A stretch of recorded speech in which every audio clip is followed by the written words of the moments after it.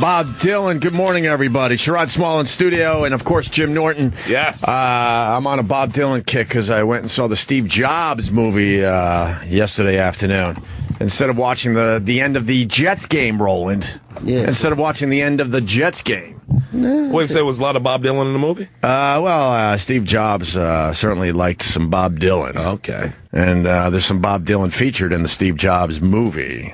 Yes. He inspired Steve Jobs to a point. It was a good movie. But I have a problem with Roland, because Roland was bothering me for 2 or 3 days. He's like, hey, man, you guys are going to be interviewing Jeff Daniels. You should go see the Steve Jobs movie. I think we're supposed to see the Steve Jobs movie if we interview Jeff Daniels, right? Yeah, and then also Seth Rogen's in it, too. Seth Rogen was amazing as Wozniak or whatever. Oh. And so Roland's giving me the movie times. He goes 4:15, and the movie theater's probably about 5 minutes from my house.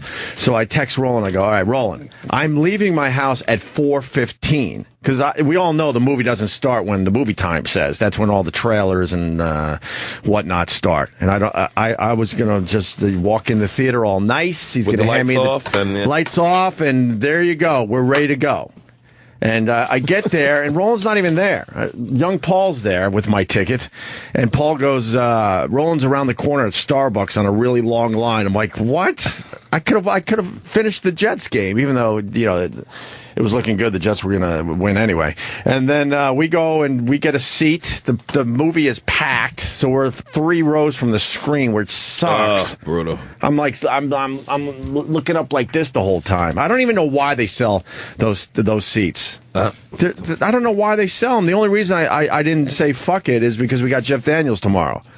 But it's so uncomfortable. There's no reason for that anymore. I saw Zero Dark 30 like that in the first row. First row? What? First row. Because I love first row. Leg room. You don't love first row. No one loves first row. What, are you going blind? Yeah, leg room is good, but you can't see the movie because of the leg room. You have leg room at home and not see the movie. Exactly. You're looking straight up at that point in the first row. Yeah. So then I'm like, what the hell's going on? So I checked the movie times myself, which I should have. In the first place. And it says, Steve Jobs, 4:30. I'm like, this son of a bitch got me in the movie theater early. And then I had to sit through not only the previews, but all the commercials. Those garbage commercials they now run before the previews. Turn your phone off? No, I was actually periscoping the previews because I was so bored.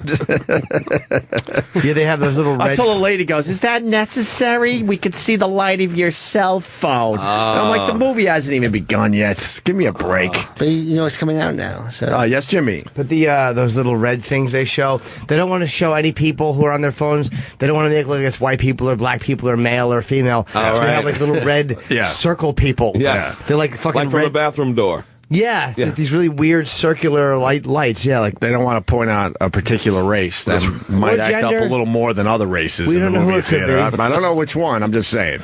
Oh, that's why they do that.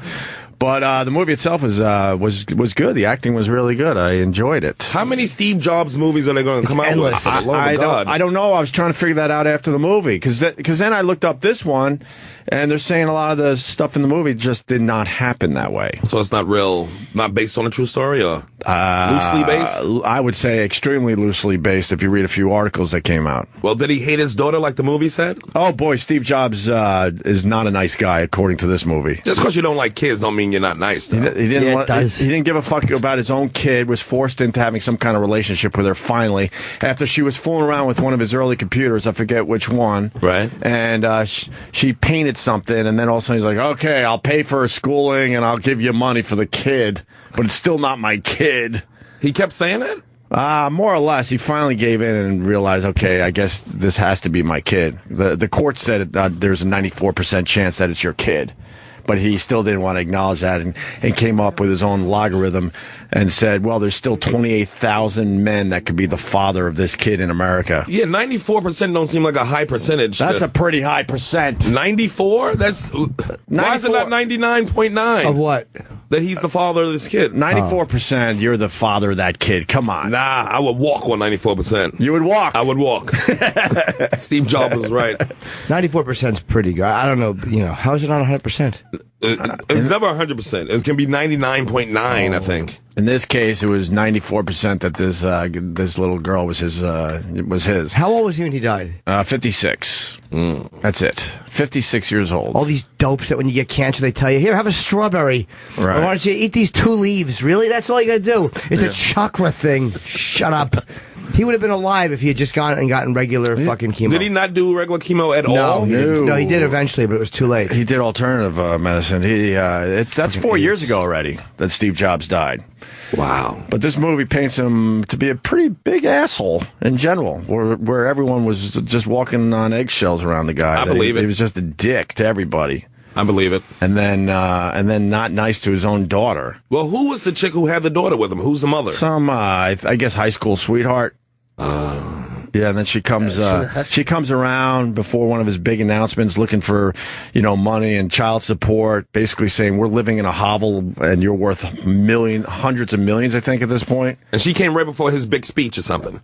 According to this movie, but then you read online and they say it didn't go down that way. A bunch of bull turkey. So, and how many Steve Jobs movies are there? The first one was called "Honey, Did You Stretch My Turtleneck?" That's how he found out he wasn't feeling well. he knew he was sick because the turtlenecks were getting a little bit baggier. Little loose around the neck? She's like, "No, I didn't do anything." He's like, "Well, you better go to the doctor." Turtleneck's a little loose. Let me say hi to Luke. He's already bothered. God, we're 5 minutes in and we got someone bothered already. Go ahead, Luke. The movie trailer didn't even start till tonight, Luke. Get it? Opie, come on. Hey. You're periscoping the previews and the woman behind you is the annoying one? Come on, Opie. Who gives a fuck about the previews? I was going to turn it off before the movie. But you're fucking got your phone out periscoping previews, dude. Come on. Oh, well, that's what you should be hammering me for, there we go. that I did that. That's what I am hammering you for, dude. Come on. Wake up. God! Come on. It was just a throwaway, Luke. Thank you, buddy. Whatever. You should have periscoped the lady yelling at you. That would have been a little better than a... Periscope the movie. What the fuck are they going to do? Sell it. All right. Yeah, I should have periscoped the movie. It was a good movie, though. The acting was very good. Did you see the Ashton Kutcher version of the... Nope. Because I don't really care about Steve Jobs. How about that? I don't care about his story for the most part. He's going to be in our lives forever. I know he is. Forever. Roland, did you like the movie? Yeah, it's good. What was it about? I think his daughter inspired the iPod. Oh, did she? Yeah. The daughter didn't inspire the iPod. He goes, I'll put all the music in your pocket. There's a scene where... She goes, thank you, Father. Get out of here, bitch. He wanted a way to listen to music and run away from his daughter at the same time? You get his daughter out of the house. I want to hear my music, Dad. Get out of the house. I want to hear my music. Take it with you. I'll make something. I get it. He wants to fuck the mother and the shitter, and fucking dumb daughter's running around listening to records. The scene was they have a confrontation, and she still has that Walkman with the cassette.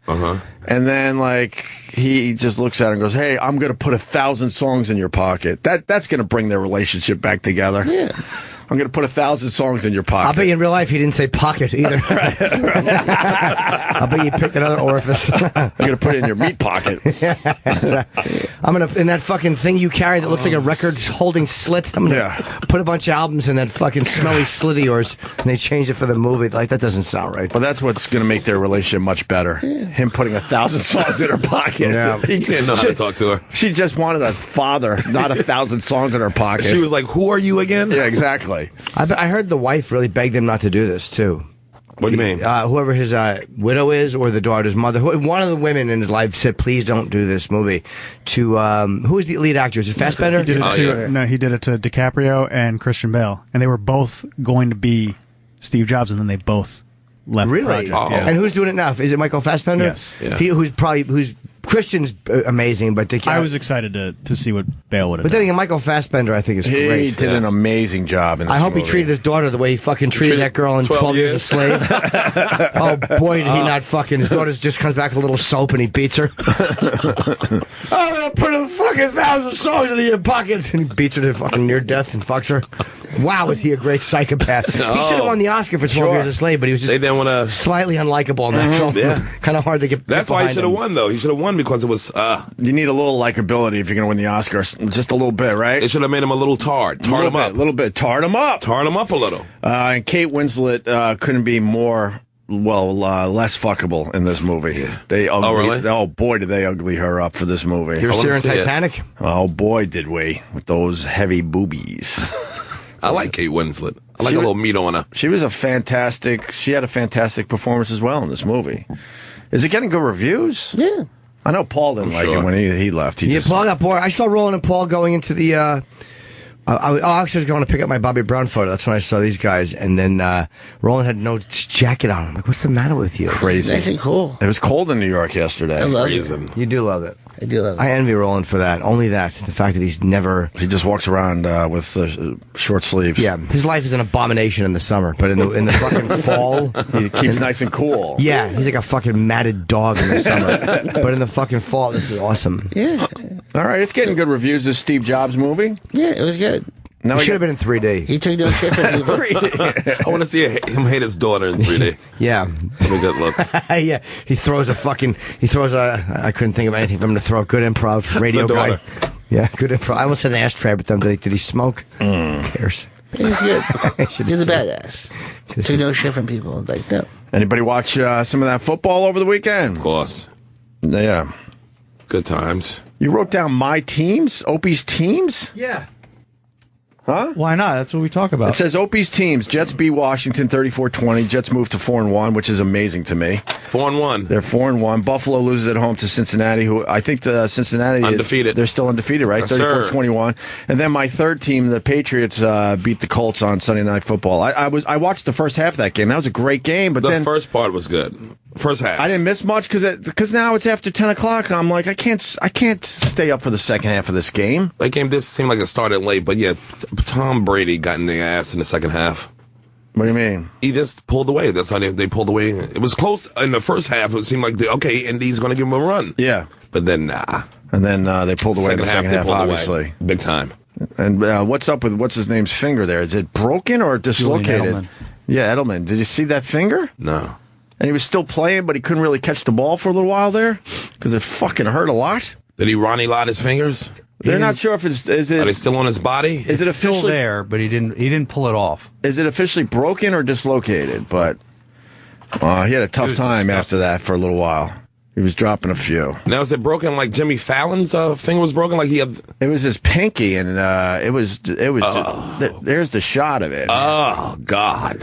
Oh, That's right after he caught a touchdown. But for a football player, that's nothing. Yeah, that happens every day. That's literally like telling a joke on stage, Yeah. and it only gets a half a laugh, and then you move to the next one. Like Yeah. that's how minor an injury that is for a football player. You're I right. was thinking that they're fucking tough. Very tough. They weren't even talking about his finger anymore because they're just real men. Remember Ronnie out Lott's, there. Ronnie Lott's fingers got twisted off in a jersey from tackling, Twisted. and he kept playing. Like they were dislocated. No, one got twisted off. What did it What do you mean totally off? broke, and It then came off his body. No. it was hanging by the skin. I'm guessing, right? Maybe. Yeah. Yeah, because you But this also, happened twice before he talked about in his career. Were they all? And he kept playing in one game. Where was the finger? It was, it was twisted up in somebody's jersey. Wow. Somebody's football jersey. I honestly did not know that. This was like early 80s. When would the Ronnie Lott play for the 49ers? all through the 80s, I'm sure. Yeah. And then it says Jimmy's team. I have Opie's teams. You forgot the Dolphins. And Miami wins on the road in Tennessee 38-10. You had a good day yesterday. I only take a peek at the Dolphins. The other three teams I definitely care a lot about, which is ridiculous. I know. I can't believe the Jets are 4-1. I can't either. Wow. They're looking all right, huh? Maybe Dum Dum's jaw getting broken in preseason was the best thing to happen to him. Well, a lot of people are saying that. They're saying just that. And then Jimmy's team had a bye week. They play the Giants Sunday. Oh, yeah, that's right. What else? Undefeated teams. So we're down to 5. Oh, we still got 5. 5 undefeated teams: Patriots, Bengals, Broncos, Packers, and Panthers. And then Eric Stangel's favorite team, which is bizarre to me, is the San Diego Chargers. Yeah. I can see that. And something really fucked up happened yesterday in that game. For the first time in the history of professional football, somebody threw for over 500 yards, no interceptions, and lost. That would be Philip Rivers. Never happened. It's a statement about the defense. I mean, it has to be. That's a bad defense. Oh, man. What was the final score? Let's see. It was You should know. This is your team. 27-20. 27-20. Oh, they only gave up 27 points. I mean, their special teams can't be too good either. It's What, not they just fumble a defense. lot, or is there a lot of field goals? No, they just couldn't run the ball, and then they had a couple of field goals. It's just they couldn't score the ball They either. They suck. couldn't get touchdowns. Yeah. They benched Melvin Gordon, their running back, because he fumbled a couple times. Eric loves sports, but his team is the Chargers. They stink. They don't have. I don't think they'll ever have a shot at the Super Bowl. Not in a while. That Here's just what's tells me gonna that happen. he's gotten into football in the 80s. Yeah, that's what it When was. I was a kid. Yeah, Yeah. when they had a team. They're going to move to L.A., and then they'll be good. Can you stop giving LA football teams? They don't support them. No. The teams. Why do you think the teams leave LA? Stop giving Los Angeles fucking football teams. Enough. Why would they support a football team? That's crazy. There's other shit to do, maybe. There's others. The weather's too nice. Exactly. There's a bunch of There's girls other with shit big to do. tits running around. Wants to sit home on a Sunday afternoon. You can go to fucking Venice Beach and look at giant tits. Big nipples. Oh, look at her areolas. Chargers are down by 17. Are they? Gives a fuck. They're about to get two teams, possibly. Two teams. That's Yeah. good. Who's the other team? Probably the Rams. Rams is Yeah, the most Rams. likely. Okay. And then it could be the Chargers. It could be the Raiders. Wait, the Rams were in LA at one point, weren't they? Yes. Yes. And then they went to what, St. Louis? St. Louis. And then they're going back to LA? Correct. Why is that happening? It's not decided totally. Money. St. Louis is not supporting them, or is it? No, they need a new stadium, and they're all looking at the potential for the market. I see. LA is such a big market. Yeah, but they've never supported the football team. I hated the LA Raiders. That was just awful. And plus, it's brutal already, the traffic in LA. So now you got a stadium, you got to try to get to and fro. It's like, ugh. It's not worth it. I don't Stop know. it. I think, Watch it on TV. I think it's time they'll support a team out there. No, For a while. and then the damn Mets keep winning. Yes. Were you angry about that? Yeah, because I haven't followed them in years, so I feel a little guilty I'm here. so happy for the Mets. Daniel Murphy Unbelievable. again last night, huh? That dude. And they're up 2-0. I mean, save some pussy for us. Am I right? Yeah, well, sure, Motherfucker's on fire. Have you always been a Mets fan? I like the Mets. But you're a I'm always Yankees a Yankee guy. fan first, and then. But the best parade in New York City history was that '86 Mets parade. I'll say that to my dying day. That was a party. It seemed like the whole city was at the parade, man. Yeah. Cops came into the classrooms to get us out of classes so we can go to the parade. That was, and Doc Gooden was doing smoking crack in the projects while that was happening. While that was happening. You read that fucking book, it's like your skin is crawling. You're like, just go, just leave the projects and go to the parade. Yeah. And you're watching this thing unfold, and it was so good, man. He was so addicted that he'd rather be in a crack house That's embarrassing. than at that big party for the 86 Mets. And he said he was watching it happen, like, yeah, just a little while longer, and you're panicking. It's like when you know something's going to happen in a movie, like you know that the couple, they're going to run away together tonight, but if he goes back and gets his luggage, he's going to be decapitated. And she's like at the bus stop, where are you? And you know he's heading back, and oh, you just should have left your luggage, you fucking asshole. Oh, man. That's the way you feel reading this. Like, just go to the parade. That was in his book, and Yeah. Right. Yes. But Mets looking pretty good, huh? Looking all right. they're looking great. You watched the game last night? Of course, I watched it up until I thought they was going to win. It was 4-1 into like the 6th. I was like, all right, good. Nothing's up. Good. Well, Lamar Odom's. We were on this show saying he was brain dead. Well, the Right. Post did say it, I think. That was before What the the accident. Yeah. So I think 20 minutes after they wrote that, he entered a spelling bee. They couldn't have been more wrong.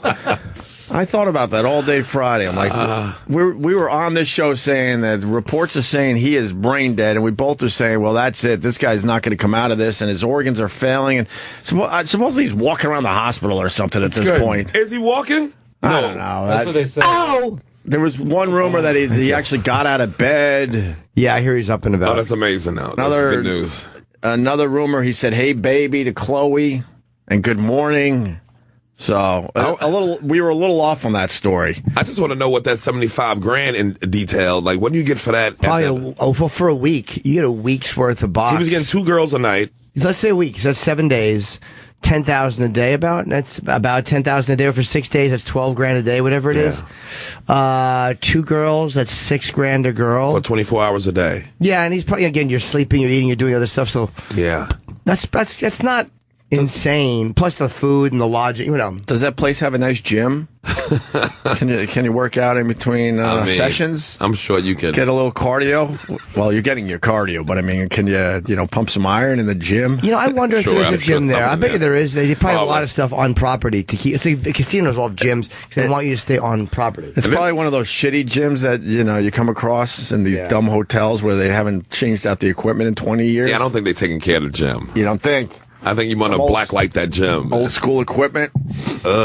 So, and this was Dennis Hoff's second place. This is not the Bunny Ranch. This is franchising. It was the Love Ranch, with right? Pussy. Love Ranch North. So he's got 2 Love Ranches. At least 2. So good for him selling that puss. Good for him. I guess Lamar's now doing way better. We had him dead. Yeah, of course. He's supposedly a great guy. He's a good guy. Here's the big question: you think him and Chloe get back together now? That's the story. Jimmy, what do you think? I know you involved in all this. I don't know anything about that family. I just know that him living through that Viagra thing is an inspiration to me. Oh, and the people herbal? who like prostitutes all over. No, the fact that he took all those Viagras and almost died. The only thing that stopped me from doing that in a whorehouse. I'm like, I'll die.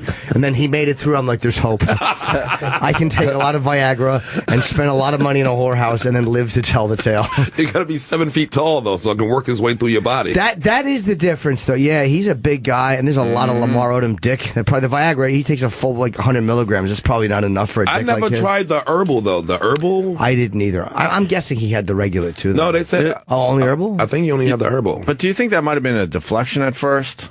Odom's foaming at the mouth, face down. From the drugs? And so, you get the word out that he was doing a lot of herbal Viagra. I know Dennis is really against drugs on property. Well, of course. That's his whole business. They looking for people to get have drugs on them when they find them there so they can shut them down. Yeah. I would assume most people want them shut down in that area. Well, that area, it's in all the women. Nowhere for the most part, isn't it? There's not much else around these ranches. Not a lot. Not a lot, anyway. Not a lot. But it's good that Lamar's doing better. Absolutely. And then they get back together, and then a few years down the road, they go, oh, God, that was a mistake. Just because you had a near-death experience, I decided to go back with you. And, he's going to almost die. That's right. We're not meant to, be husband and wife. We're meant to be good friends. They got married in 30 days of meeting each other. Was it 30 days? Yeah. I read this morning that she's by his side, and then his girlfriend with the 2 that he had 2 kids with. Oh yeah, previously also by his side. Yeah. He must be laying in that bed going, "What the fuck?" No, that's the way you want to go out, like a pharaoh, like with all your bitches around you. Around. That's right. Bring me fruit. That's how you know Lamar Odom has a lot of dick. They're not even mad he was fucking other girls. They're like, I'm happy I don't have to sit on that thing for a week. None of them are offended or upset or surprised. Out. This is tag. Yeah, they're like, you know what? We knew he was doing it. God bless him. I'm tired of taking 10 by 6. You know what it's like to have a cock like that the girth doesn't taper? Yes. I'm tired of sitting on an inner tube every Monday morning. Khloe Kardashian got tired of that fucking giant dick beating her up. And she was like, just go and fuck anything, please. And smoke some crack, why don't you? Yeah, go smoke crack and eat KFC and have whipped cream and just go away. Have Red Bull breath.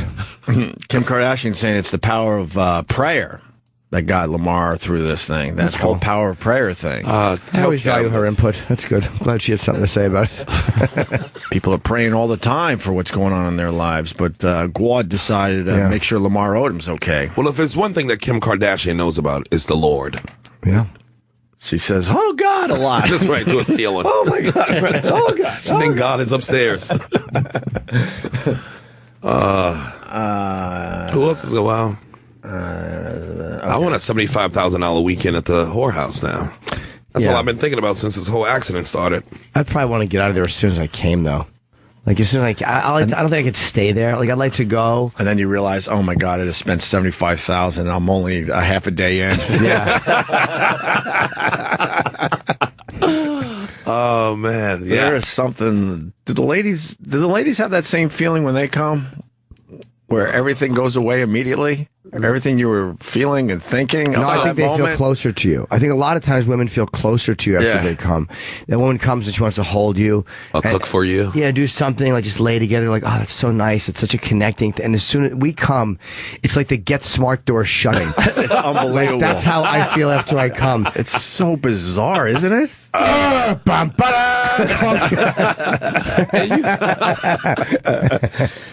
It used to be worse, though. It's so strange. In high school and college, I was like this. As soon as I have to beat it. Yeah, you're all burn in. the road up. You're all in, and then, man, how it switch. Let's just put it this way. Back in the day, then if you want out immediately, all that shit goes away. I had a lovely weekend. No, yeah? What did you do, Jimmy? I went to a championship boxing match. I saw you tweet the picture of Donald Trump, who was also at this fine match. I got a call from Louis on Friday, and he's like, do you want to go to a fight? I was only doing the cellar, so I'm like, yeah, I'll cancel one of my cellar spots. It was Gennady Golovkin fighting David Lemieux. And I've never been to a boxing At the match. Garden? Yeah. Nice. It was a pay-per-view HBO. I've never been to a boxing match. And, like, I want to go. It's a championship fight. And this guy is an amazing fighter. What is it, heavyweight? Golovkin, no, they're middleweights. Middleweight. And he's undefeated. He's knocked out like 23 in a row. I think 24 now. So I'm like, all right, I got to go. Sure. And it was so fucking good. Really? You loved it. Boxing Live is It's better than any, I'm telling you. UFC is the only like thing I go to.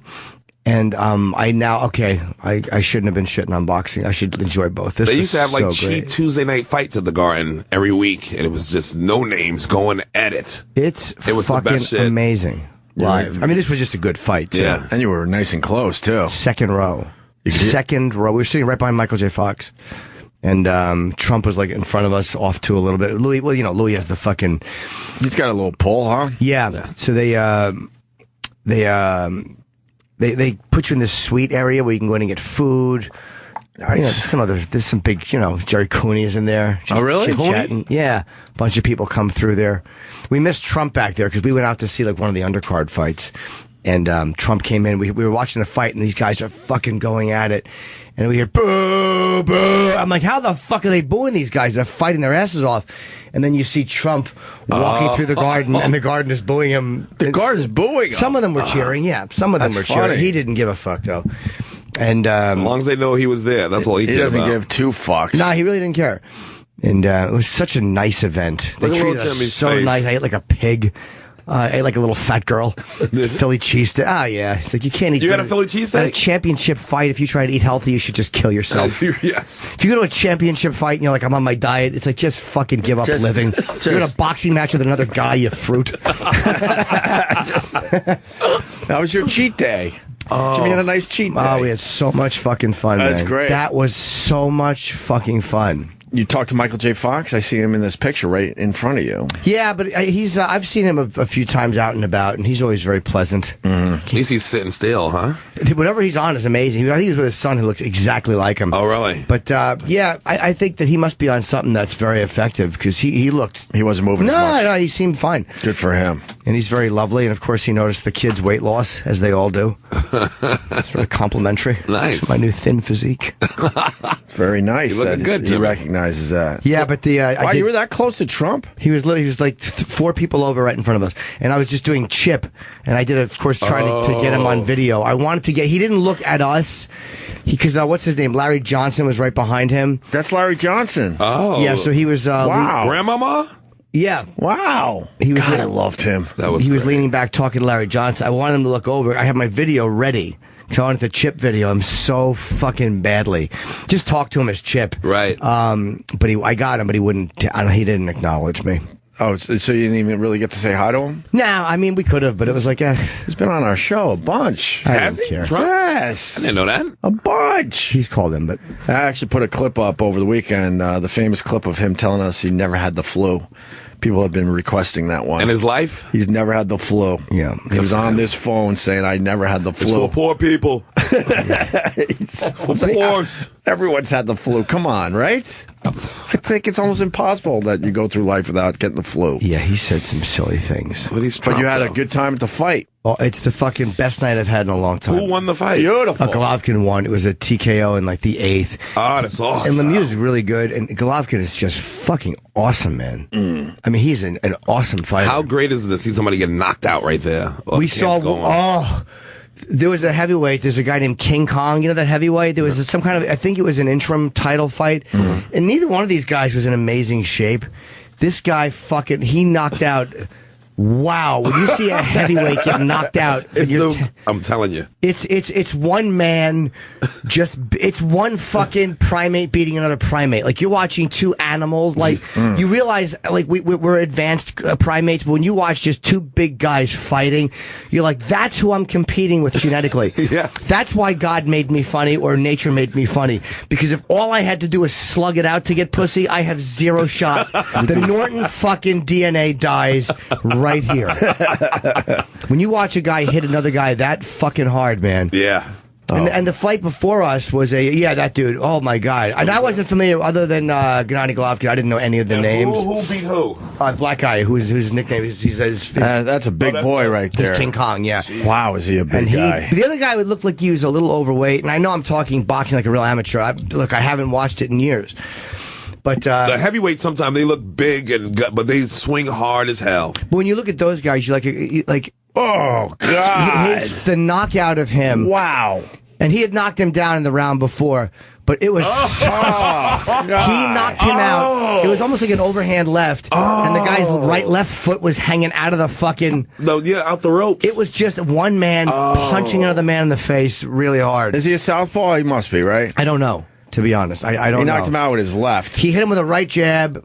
I think that he's got to be a lefty. To see something that big fall, too. Oh, God. Can you imagine taking that punch? And the guy, I thought you would never eat again if you hit us that way. I thought he was dead. You won't taste food. You can eat, but you won't taste it. I'm like, he just killed that man right in front of us. It's going to really spoil the evening. But when you watch the amount of punches these guys take and the amount of punishment these guys take. Before that happened, was he getting beat the whole? That was like second or third round. It was they were throwing some heavy punches, man. Neither one of those guys was in, and every fighter in the world was there, but not on our side. Like our side was like there was a lot of famous people on our side who can't fight. Yeah. But across the ring, on the other side was Hopkins, Oscar De La Hoya, fucking Lennox Lewis. Wow, they all Roberto came to the Duran. fight. I was out of my mind. I wanted to meet Roberto Duran. What an applause he got, man. At one point you heard the garden explode. You couldn't get to any of these guys? Nah, it's the difference between that and UFC is, like, in the UFC you can kind of walk around that little circle a little bit. Yeah. But with this, the writers are sectioned off in front of us. Right. Or maybe it's like that UFC and I was just on a different side. But no, I didn't want to. I was having fun where we were. That 30 for 30 with Duran and Leonard, Sugar, that was one of the best. It was great. Fucking Lennox Lewis and Duran. What royalty Duran is, man. Lennox Lewis was there, too? Lennox Lewis was there. And they all came in the ring and did something. What was I just thinking of? Fuck, who else was on Why were they side? all there for this fight? Don't know. I mean, Gennady Golovkin is fucking... obviously it's I don't know these guys. He's so such what am a good saying? fighter. Obviously it was a big fight. But I'm telling you, it was a huge fight if all these guys were his there. left jab is fucking... He's just... And Lemieux is really good. He destroyed him. I mean, it was such a good fight. Who was the promoter? Was it I Oscar don't De know. La Hoya's? That's why he was there? Or? Golden Boy, I think it was. Golden Boy. That's probably correct. I loved it, man. I fucking... You're going to go to more fights. You're going to go to more loved fights it. now. I had so much fun at that fight, man. I can't believe how much... I can't believe I've never seen that live before. Right. I'm telling you, it's even better when it's nobodies. Just fighting for their lives. Fighting for $200. I'm telling you, they put in $200. They go hard. We walked around. We just walked around. It was really fun. I haven't hung out with Louis in a long time, like just with nothing to do. It was usually like a work thing and we just walked around for probably an hour after that, just chit-chatting like two hens, and then went to eat at the fucking, someone spilled my coffee all over my sweatshirt, so I was freezing. I had a nice sweatshirt, and of course, loser tits. I was having... They spill it at the fight itself? What happened was, we were in that fucking VIP area, and then we came out to watch the fights. And the only time we went back, was when fucking blubber sides. I wanted a little. I wanted some cookies. Fucking meat tits wanted a cookie, so I ran back. Fucking ran back for a cookie, and I had to piss. So before the main event, I wanted to go back and get my just take another piss real quick. Right. And of course, I'm feeling like really, because they treat you when you're on his level of famous, and you're back there with Jerry Cooney And, when those guys are back there, the way they treat you, the Garden, when they walk you out, I mean, you have like almost a personal escort walking you from that area to your seat. Nice. Right. I forgot the big camera and 2 celebrities there. They put that was on top of that was the camera. They put fucking Chip and Louis C.K. Dan Soder tweeted this. Did you tweet this? I retweeted it. Oh, you did retweet. Okay. But I saw the camera. That's too funny. Go to Jim Norton on Twitter. That's a funny picture. I saw the camera. It's an HBO pay-per-view shot. He was so happy. I told him I'm trying to get Chip on camera, and he was very pleased. Louis was very pleased I got fucking Chip on camera. It was so that's stupid. a great pic. Everyone at the Garden saw that. That was on the fucking Jumbotron. Oh, was it? Yes. Oh, my God. What kind of reaction did he get? He got a cheer, but that's why we were looking up at the camera. I'm like, look, we're on. I was fucking chip facing while Trump was on. I was just, which is really not helping Jim Norton's career, but nothing is. So I'm like, I might as well have some fun. I might as well go down swinging like Chip. Get this animation buzz happening. That is too funny. That's really funny. Yeah, we had such a good time, and then went down to where did we go? Louis been working out too. That's a slick son of a bitch. Yeah, Lost some weight? Yeah, he did. Yeah, he lost like 30 pounds. He Yeah. was really 30 good. pounds? Or 25 pounds. Jeez, good for Louis. And he toned up. Shaved the beard too, huh? Yeah, and that was I don't think, I guess the Garden was just taking photos, and they were just being polite. They really wanted photos with him, but then they just asked me. And we had one with all the cheerleaders. It was so funny because he doesn't What take cheerleaders? Oh, the Knicks City dancers? No, the ring girls. The ring girls. Yeah. And Louis goes to this thing where he's talking about how like he doesn't like taking photos with people, and he's consistent. He's like, I just don't like doing it. I don't take pictures with anybody. 3 minutes later, a bunch of those fucking big titted chicks come over. Like, we take a picture. You've never seen anybody jump over a fucking chair faster to take a. He's a fraud. When you got big tits, he gonna take that picture. All that went out the window. Well, no, and then they asked me to get in it, which was really nice. The guy taking it, so I had to step over the thing, and they were all worried that I was going to fall into Michael J. Fox. I'm like, I got it, relax, and like, just be careful. I see him. I'm not going to trip. Louis like, be careful of Mr. Fox. I'm like, I'm clumsy, but I'm not going to knock Michael J. Fox into the fucking barrier. It don't take much to knock him over, though. Why don't they acknowledge that's Larry Johnson in that picture as well, sitting down to Louis' left? That was not Larry Johnson. That's another guy. It's another Nick. And there was another guy. Wait, Larry who's Johnson. that? I don't remember his name. Herb Williams? Oh, Herb Oh, Williams. it is Herb. I'm sorry. Who's Herb Jeez. Williams? I didn't know who he was. He played for the Knicks, too. Former player. He's an assistant coach. Yes, it's a coach. Oh, he was really nice. Assistant Yeah, we coach chatted with him forever. all night. Yeah, that is Herb Williams. Wow, I thought that was Larry Johnson. He's for a second. That's giant not good. man. But it's only half his face He's on a the screen. giant He's man. 6'11", I think. Yeah. I think he was just shy of 7 foot. Fucking man. He And he's backed kind up. of old for that, for a tall He backed dude. up Ewing all those years. Right. Didn't Oh, he? I should have taken a photo with him. And then I was he, like, yeah. and then he's been an assistant coach forever, for a long time now. He's great, yeah. He's been Yeah, of course that's Herb Williams. Every time someone gets fired, he takes over for the rest of the season. Yeah. But Yeah, they the never one that give had him the coach. gig after. Nope.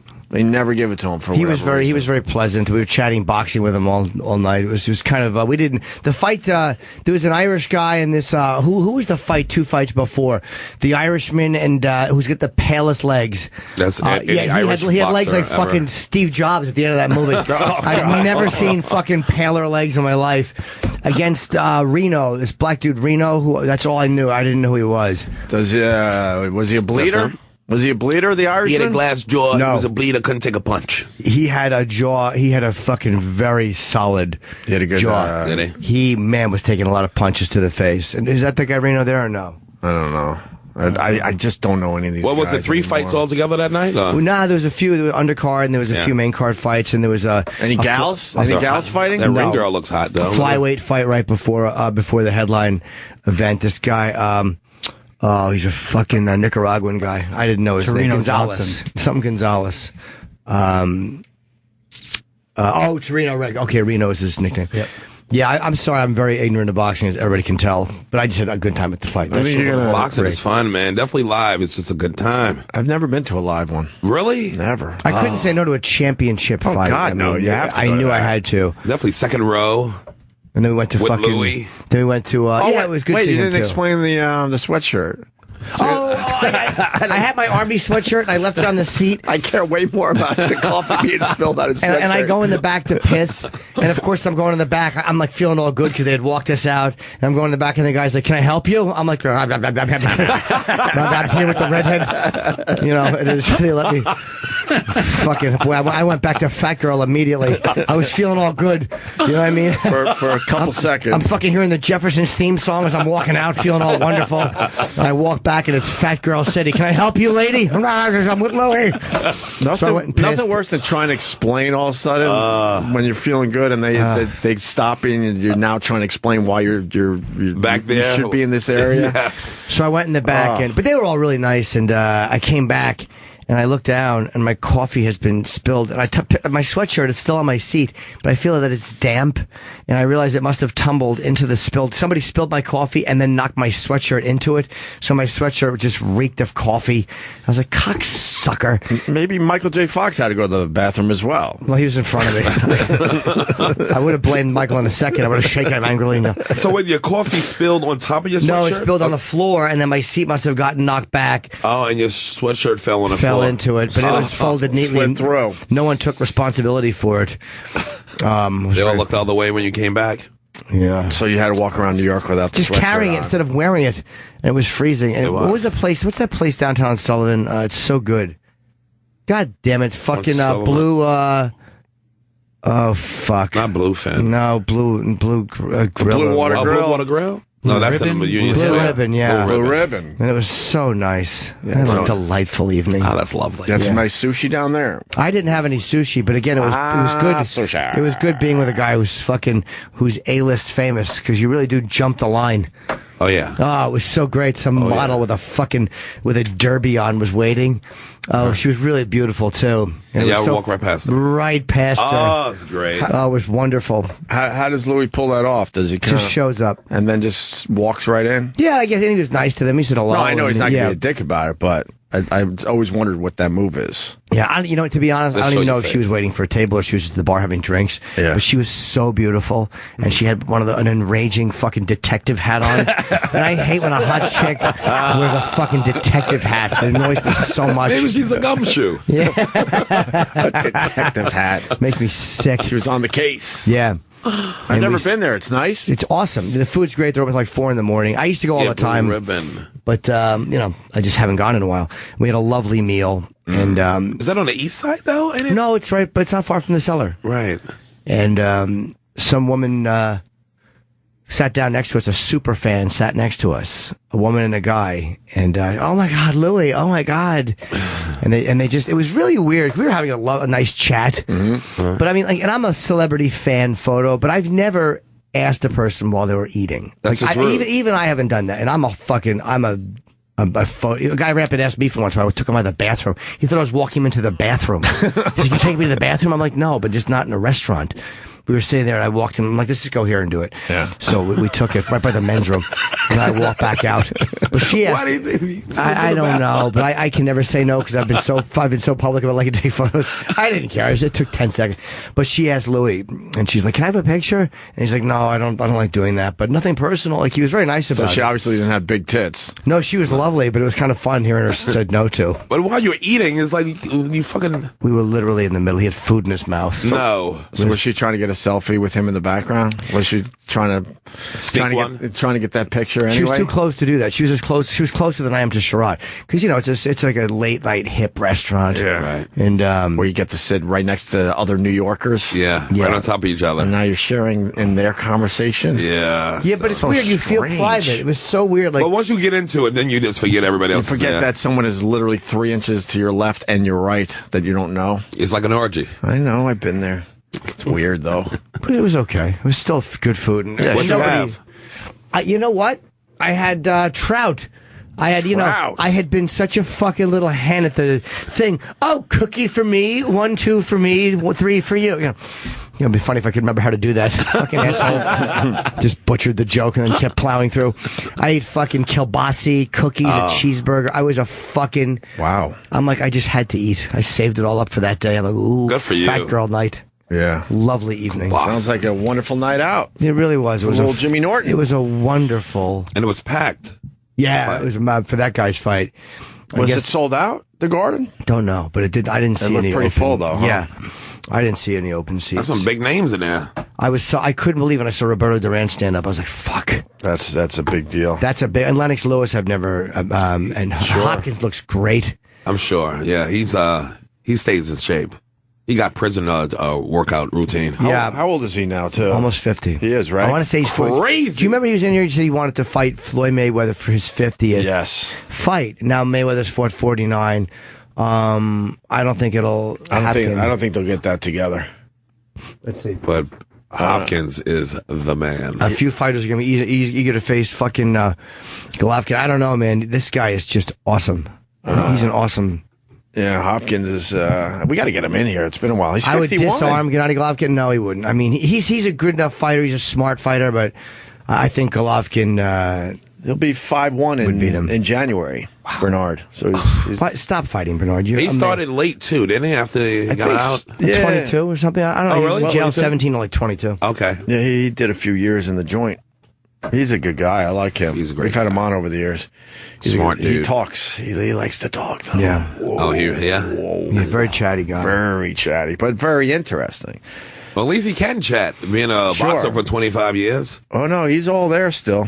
He's definitely all there. All there. Sherrod Small in studio. I read your piece on Tracy Morgan. Good job, buddy. Thank you, sir. That was in the Post, right? Yes, it was a New York Post. It came out on Friday. It was on their website on Thursday. To me, it was just a link, but it was in the Post officially? Okay. Yes. Because they have my picture in there with my newsy hat. I didn't see your picture. Yeah, I got my new. It's not on. It's only in the paper. It's not on. Oh, see, I should have picked up the Sherrod paper. doesn't approve online photos. It's only in print. Because people will put a dick on it digitally. And then Tracy Morgan tweeted you, said it made him cry. Yeah. Made him all teary-eyed. Yeah. And that was fucking unbelievable. That's what we want to do to the guy who's just coming back. Just upset him more. Nice Remember move. the crash? Yeah. And then Tracy did all right on SNL. Yeah. I watched the whole episode. That was star-studded there. There was a lot of people there. Well, the highlight, though, is, good old Larry David. Bernie Sanders. Killed it. Holy crap, was that funny. It's crazy that he's the standout when Tracy Morgan finally comes back and he gives like a tearful funny. But after that debate, everyone's thinking, oh, my God, Bernie Sanders sounds exactly like Larry David. And then Lorne Michaels got that done. Said, hey, you got to come to New York. We got to do this thing. So it was great. It was really good. I mean, it's a 10-minute piece. Could you just find me the quick... the opening's not when bad. he comes out. All right. Play this. From the state of Vermont, Senator Bernie Sanders. That was a horrible Anderson Cooper, by the way. Yeah. Awful. It's just a guy with a white wig. I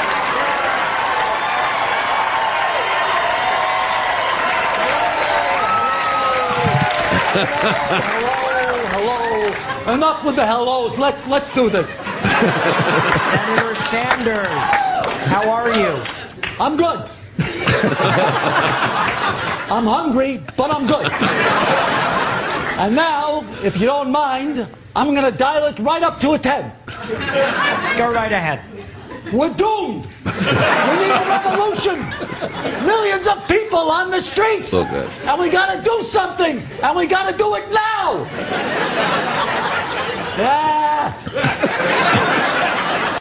Yeah. Beautiful. I want Bernie Sanders to win now, just so we can see Larry David do that fucking character for 4 years. I know. That would be terrific. Bernie doesn't have a shot, though. Who knows? He's way behind in the polls. And what's going on with this Biden? He still hasn't said he's not running. He's still a distraction. Yeah, I don't know with Biden, if he'll jump in the race. He just lost his son. He's old. You want that headache for another 4 years when you can be on the beach somewhere chilling? Well, who do you want, Sherrod? I think is going to win. Good? I think Hillary's going to win.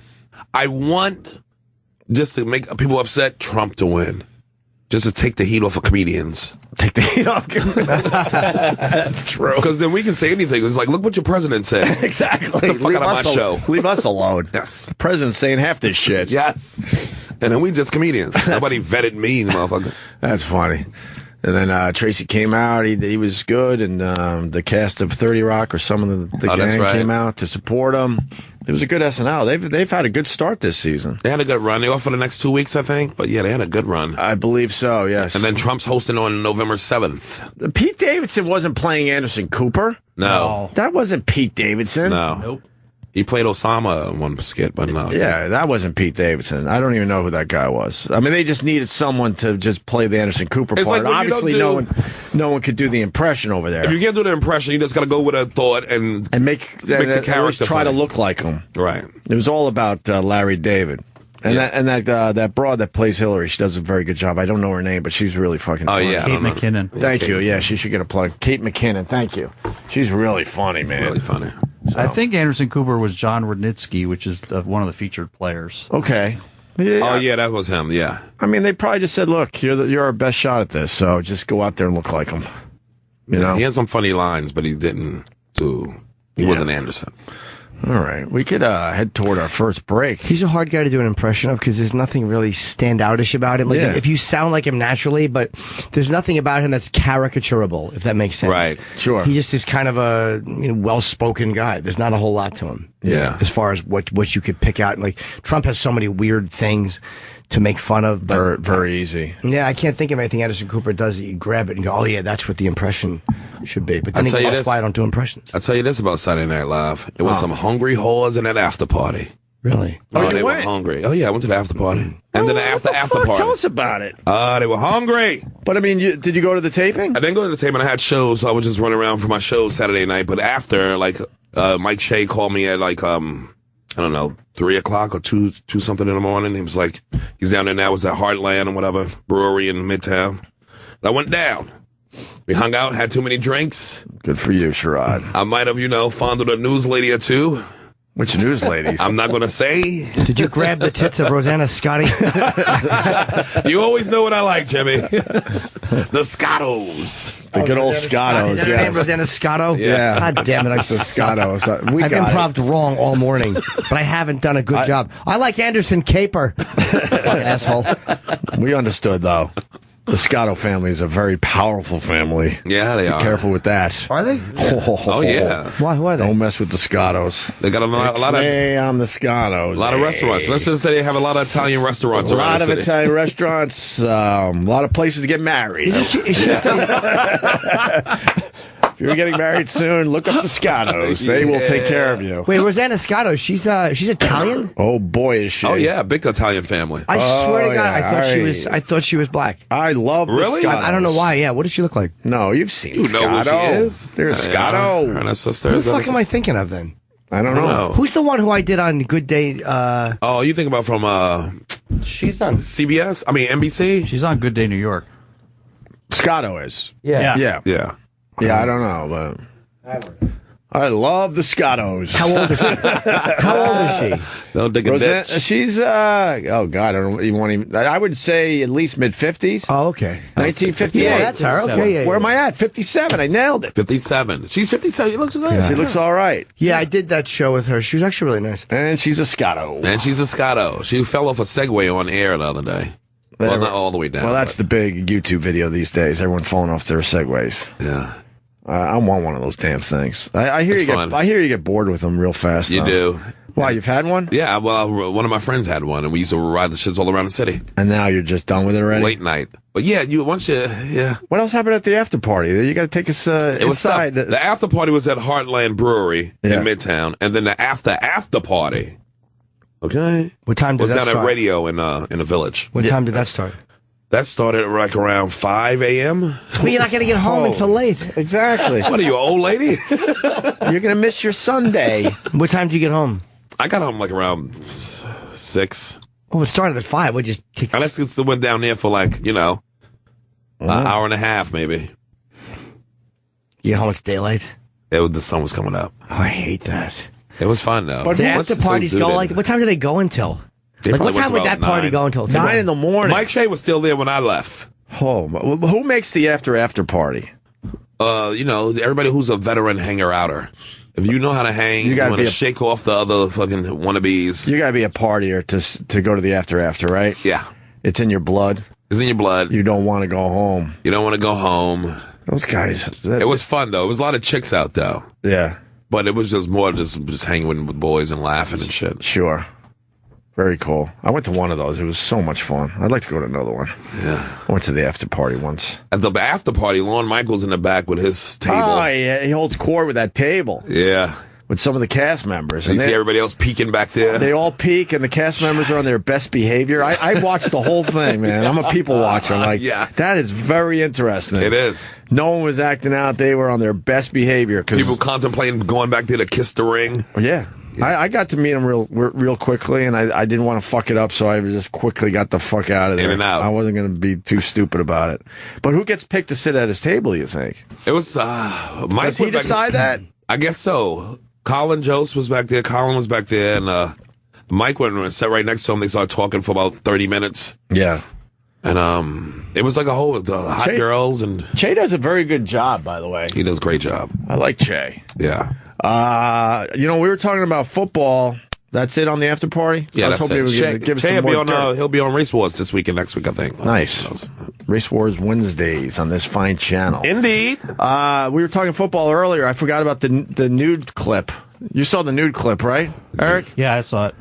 It was hilarious. Nude? They went into the Bengals locker room, and there's nude players all over the fucking place. Like Every Given Sunday, the movie. Remember that scene with all black dicks out? Yeah. Well, you had... I was an extra in that. Nice work. What movie was that? This guy has his ass out over there. This guy is working his towel and his dick is out. It's on Game Day Live. Perfect. This is great. This is on NFL Network, and if anyone should know better, it should be the NFL Network. NFL Network. They should know that this happens in the locker room. And is Chris Johnson getting interviewed? Is that Adam Jones? Adam Jones. Okay, Pac-Man. All right, Pac-Man. Well, you guys get out to an early lead. They come back a little bit. The third quarter just was about as dominant as, I guess, in the NFL. 2 long drives, you guys shut them down on defense. What went on at the half and what changed in the third quarter? We didn't come out like we normally come out. I'm speaking for myself, too. But, his white butt in the back? There's 2 white butts. And fixed a couple of 3. things. We came out pretty good. And then he starts fooling around with his towel. You'll see him fool around with his towel in a second here. Pretty decent. You know the cameraman sees it. He's probably game, too, you shut them down and give the ball back to your offense. Don't look like much now, but he pulls his towel out. Getting down to the nitty gritty, and that's a big stop. But wow, wowie zowie! What an interview! Yeah, that was interesting. It's amazing. So, we've got a start in stripes here. Andy Dalton and the Bengals. That's great. What? Too funny. That's making the rounds today. NSFW, not safe for work. It's not safe for work. There's going to be some heinies. Why would you tell people that? It's the beauty of it. And I think a quick dick shot. It was a quick dick shot, right? A lot of white heinies. Now, how do you We work can't in handle there? white heinies if we're at work. They were bright, too. Just bright white heinies. Holy, glaringly white asses. Yeah, we tweet all this shit that we talk about, so follow us on Twitter, Opie and Jimmy. How can a woman work in that situation? Like, they interview in those same locker rooms, right? I forget how that works. Haven't there been problems over the years? Yeah. Right? Like, they can't ban them, but you still you can't tell the dudes how they have to put clothes on in the locker room. I forget how that works. There's definitely been issues. We'll have to look it up, maybe. I think the women just gotta live with it. They just got a deal? Yeah, you have to, there's an announcement they make. There's a slit in the perimeter. There's a slit in the perimeter. Nice. Oh, that was a lot of asses out. A lot of big asses, big white asses. Did you see the Michigan State thing? Yeah. Did you see that? No. Did you see how they lost this game? No. I did not. Could you play this play for these guys? Some guy had a heart attack after that. Some big fan had a fucking heart Look attack. at this. What? This is how they lose. So, wait a minute. I mean, this is pretty old by now because it was a couple days ago. Saturday? We'll put the link up in case you haven't seen this yet. Michigan State wins on mishandled Michigan punt. Watch this. Right. Michigan against Michigan State. Michigan is up by 2 points with 10 seconds left, fourth quarter. All they have to do is punt the ball. All they have to do is punt, and they're pretty much done. Watch this. Whoa, he has trouble with the snap, and the ball is free. It's picked up by Michigan State's Jalen Watts Jackson, and he scores on the last play of the game. Unbelievable.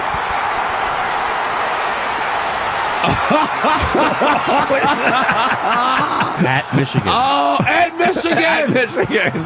Harbaugh, he's going to get fired. He's going to get fired. Harbaugh's like, what the fuck? What? That's how they lost the game. You can't blame Harbaugh for that. When a player can't handle a snap, how did the coach say, remember, catch the ball? Right. Isn't that amazing? Were they happy, the fans? Oh, boy. Oh, man. Oh, boy. You didn't see that over the weekend? No. That made the rounds. We'll put the link up.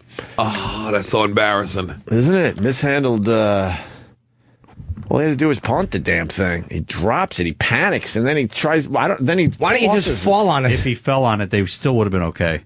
Right? Wait a minute. Kid, that poor kid. He's If gonna he kill falls himself. on it, Then Michigan State still has to score a touchdown. no, they don't. They could Will it go dead right there? It would go dead right there. Then they kick a field goal. They could kick a field goal. If there's more than one, if there's a second on the clock, the other team can kick a field goal. Right, but they're at the 40-yard line. Oh, okay. 40, No. Yeah, no, yeah. He That was grabbed a that long ball man. for 40. No, you're right. I'm sorry. That would have been a 57-yarder from there? Yeah, but No, he still, wouldn't have made that. then you wouldn't have made it. It would have been a shot, though. They would have went for it. What? Isn't that fucked up? I kicked one like that. You did? When? Whatever. All right. All right, whatever then. Laces out, Chip. Right on. All right, we're going to go eat. Sherrod, what are you promoting? You got Race Wars, which is got a nice Race buzz Wars on this Wednesday. fucking channel Wednesday nights. Yes, baby. Make sure you check it out. Yeah, I wanted to talk about 7 something. o'clock on Wednesdays. Yes. I forgot. Yeah. 7 o'clock on Wednesdays. Race right. Wars. It's going to be a great show. And you're not promoting anything else? Yeah, I had something I wanted to say. All right, you'll figure it out. I'll figure it out, yeah. We'll have it next after the break. And Jimmy, I know, is going to be in Albany this weekend. I will be in Albany this weekend. Comedy Works, I believe. Is that Comedy near the Works. Knickerbocker? What's that? Knickerbocker Arena? Is that still up there? What? Albany.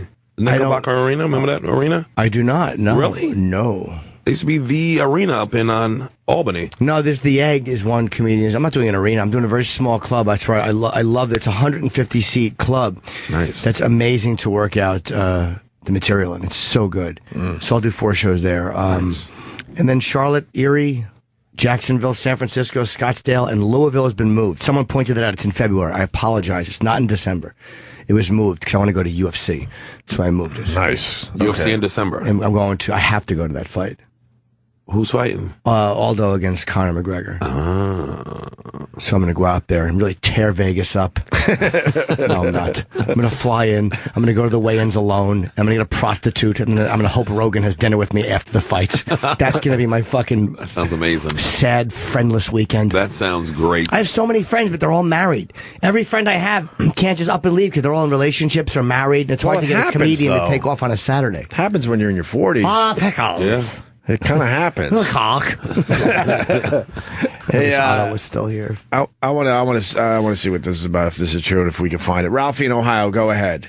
Hey, you guys know you guys are always talking about the media being dumbasses half the time. I don't like to say that. Well, we're guilty of that. Friday we said Lamar Odom was brain dead because we were just kind of reading a report from somebody else. I do. Well, the same thing the media did the other day after that Michigan State-Michigan game. Some station had to be the first to break the news of the Michigan win. And so they start talking about the win, and they had a big win, and they were able to hold them off, and then they cut back to the studio, and they're like, actually, we were wrong with that. Fucking hilarious. Oh, wait, we might have found it. It was like a Dewey win situation? Well, I don't know if it was that big a deal. They were just trying to get the jump on the other news channels in Michigan. Exactly. Always got to be the first ones, whether it's right or not. Ralphie, I think we found it. Thank you. Let me hang up on you so we can play this quickly before the break. There you go, yeah. Eric, I've got to tell you, the atmosphere inside Michigan Stadium was electric all day today. Very loud fan base. Both sides incredibly upset and frustrated by the officiating in that game. Both Michigan and Michigan State fans voicing their displeasure with numerous calls, but there is fairness in sports. It came down to strength versus strength. Michigan State's playmaker, Connor Cook, up against the best pass defense in the Big Ten, and the best pass defense won. Michigan coming up with a crucial stop, and they were you dummy. People were spilling out of Michigan Stadium into the streets of Ann Arbor celebrating as the Paul Bunyan Trophy is back in Ann Arbor for the first time. You liar! Well, yeah, I know. We'll have a lot more for you from Ann Arbor coming up tonight in the 11 o'clock sportscast, Eric. Actually, Jamal, that was our mistake. Actually, Michigan was about to punt the ball with 10 seconds left in the game, and a botched snap cost them the game, and Michigan State returned it. The Spartans actually end up winning in the end. That was our mistake. We thought we'd seen the game was over. We will correct that in the 11th. Now, that's bad. They hung them out to dry. Yep. They figure with 10 seconds left, they'll do the report. That's usually a safe bet. And he already spilled it. He was like, the fans were spilling into the street celebrating. Yeah, meanwhile, they're walking out like it's fucking, it's mid-afternoon on September 11th. Fucking most miserable people I've ever seen in my life. Oh, I love when they get caught. I love it. Oh, that's embarrassing. A little lazy. He can wait just a couple more minutes before 10 seconds before he gets his report in. Well, he's outside. They probably went, yeah, it's good, go. It's good, go. Let's get this done now. He probably saw a couple of people, fans probably were coming out. Oh, yeah, you're right. 30 seconds left. They got to punt. It's over. Let's beat traffic. Yeah. What do you say? We beat traffic, whatever. It's probably some fucking stupid college thing that they all go to. Let's go to, McGullah Hackies. That's like the local fucking college bar. They got beer pints for $1. Oh, I hate that. You ever go down to McGullah Hackies? Oh, it's legendary here. Shut up. Every fucking douchey college town has a fucking fun bar. Oh my God, you go down to Harriet's and ask for Joe. He'll fucking say, no, he won't. I love a good college bar. Me too. I like nothing less than a college bar. As funny as Jimmy is, I still enjoy a good college town and a good college bar. I like neither of those things. I like a good college girl with a fucking a nice pair of college tits. That's what I like, wrapped around my fucking old man dick. College tits around my almost 50-year-old wrinkled dick. Well, you got to find a girl somewhere. That's where they hang. They hang at these bars. No, I like her in the college bus stop trying to leave town. You need a ride, honey? Yes, I do. I'm getting F's. McGullah Hackies is no good. I need a ride. My college bar was the in-between, and now it's no longer. After many, many years, they turned it into a dorm. The in-between sounds like a great place to meet girls. That's the kind of bar I'd like to go to. Amen.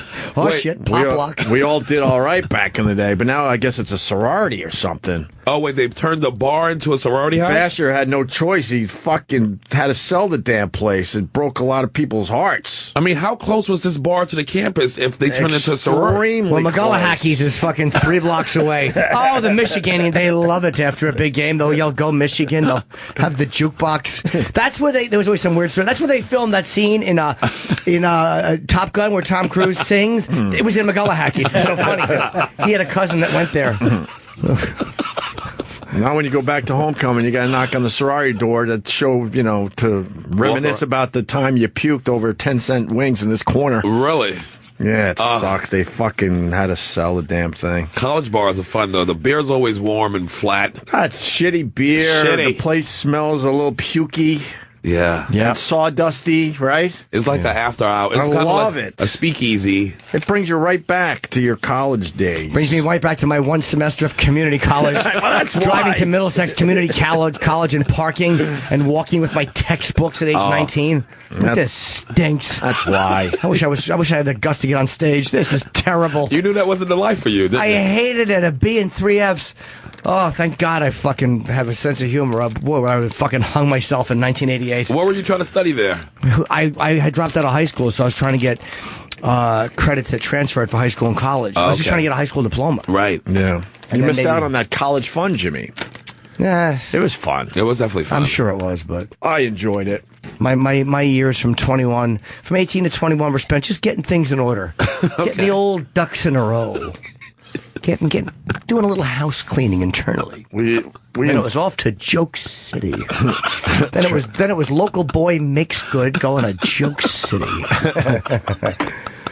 We enjoyed it so much that we hung around after we graduated. Yeah, hung around a couple years. But then you get the looks like, what are you still doing here? Yeah. I'm like, well, maybe someday you'll understand. This is an awesome place to live. If I could live in a college bubble forever, I would never leave here. But then it got creepy. Then our second year after we graduated, then it started to be very noticeable that maybe we should move on to another place. Oh my God. And we all moved up to Rochester instead. Who's the grody old man? I don't like him.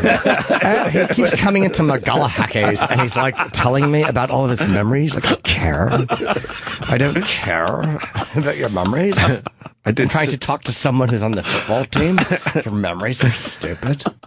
He's laughing and reminiscing. I actually did 6 years. My 5th year, I took, I think, 2 or 3 classes the whole year. Right. So my excuse was I'm still in college, but I spread it out so thin. That's how you got to do it. I had to go to school, I think, maybe twice a week tops. Yes. Oh my God, this guy is gross. And then I finally graduated, and then we got real jobs, but we lived a half a mile from the action. Still trying to be in the mix in the action of college. We'd be at the bars, but then we're not relating anymore because you just look like the creep, like Jimmy said, the creepy old man at 20.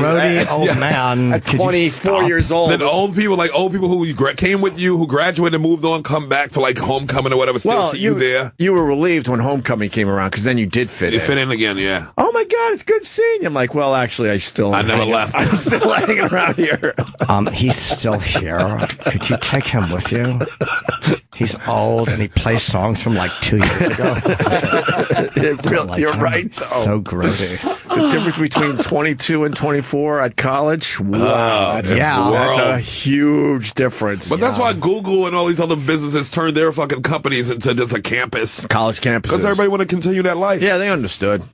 But every fraternity, we had one too. We had a real old guy that was living in the house. Into his 30s. You. What? Into his 30s. On campus? God. Or like in the Our fraternity house was old. off campus. So grody. But he had a room and everything. Was he still fucking college girls? Oh, yes, he was. You have so to. we No, would he look at wasn't. him. We would look at him like, a little strangely. But then on the weekends, you understood, like, why would you ever fucking leave? You got your own room in a fraternity house, and you're bringing 20-year-old girls back to What if he was back still to the frat house? What if he was still there right now? Like if you went back and he was still in that fucking place? Yeah, he's long gone. Oh my God, I hope he's dead. That's gross. That is creepy. Oh, yeah. What if it's some way where a whole bunch of young girls are fucking experimenting with fucking sex and they're dumb? With guys our age, okay. People hate Valley Jim. People detest Valley Jim. I like them. All right, we'll take a break. We got to get into the Trump Bush feud. A lot going on there. Oh, with Jeb? With Jeb responding to Trump's 911 comments. 9/11 comments, I should say. Yeah, he didn't say 911. 9/11 comments. I would have called 911. I would have called 911. And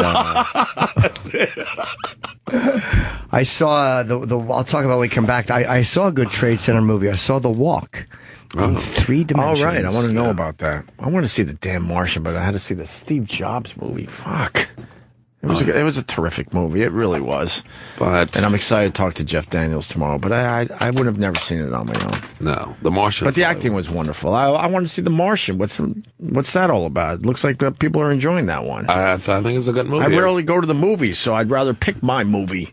I just wait for it to come out on demand. Goosebumps, thumbs up or down? Would you go Goosebumps?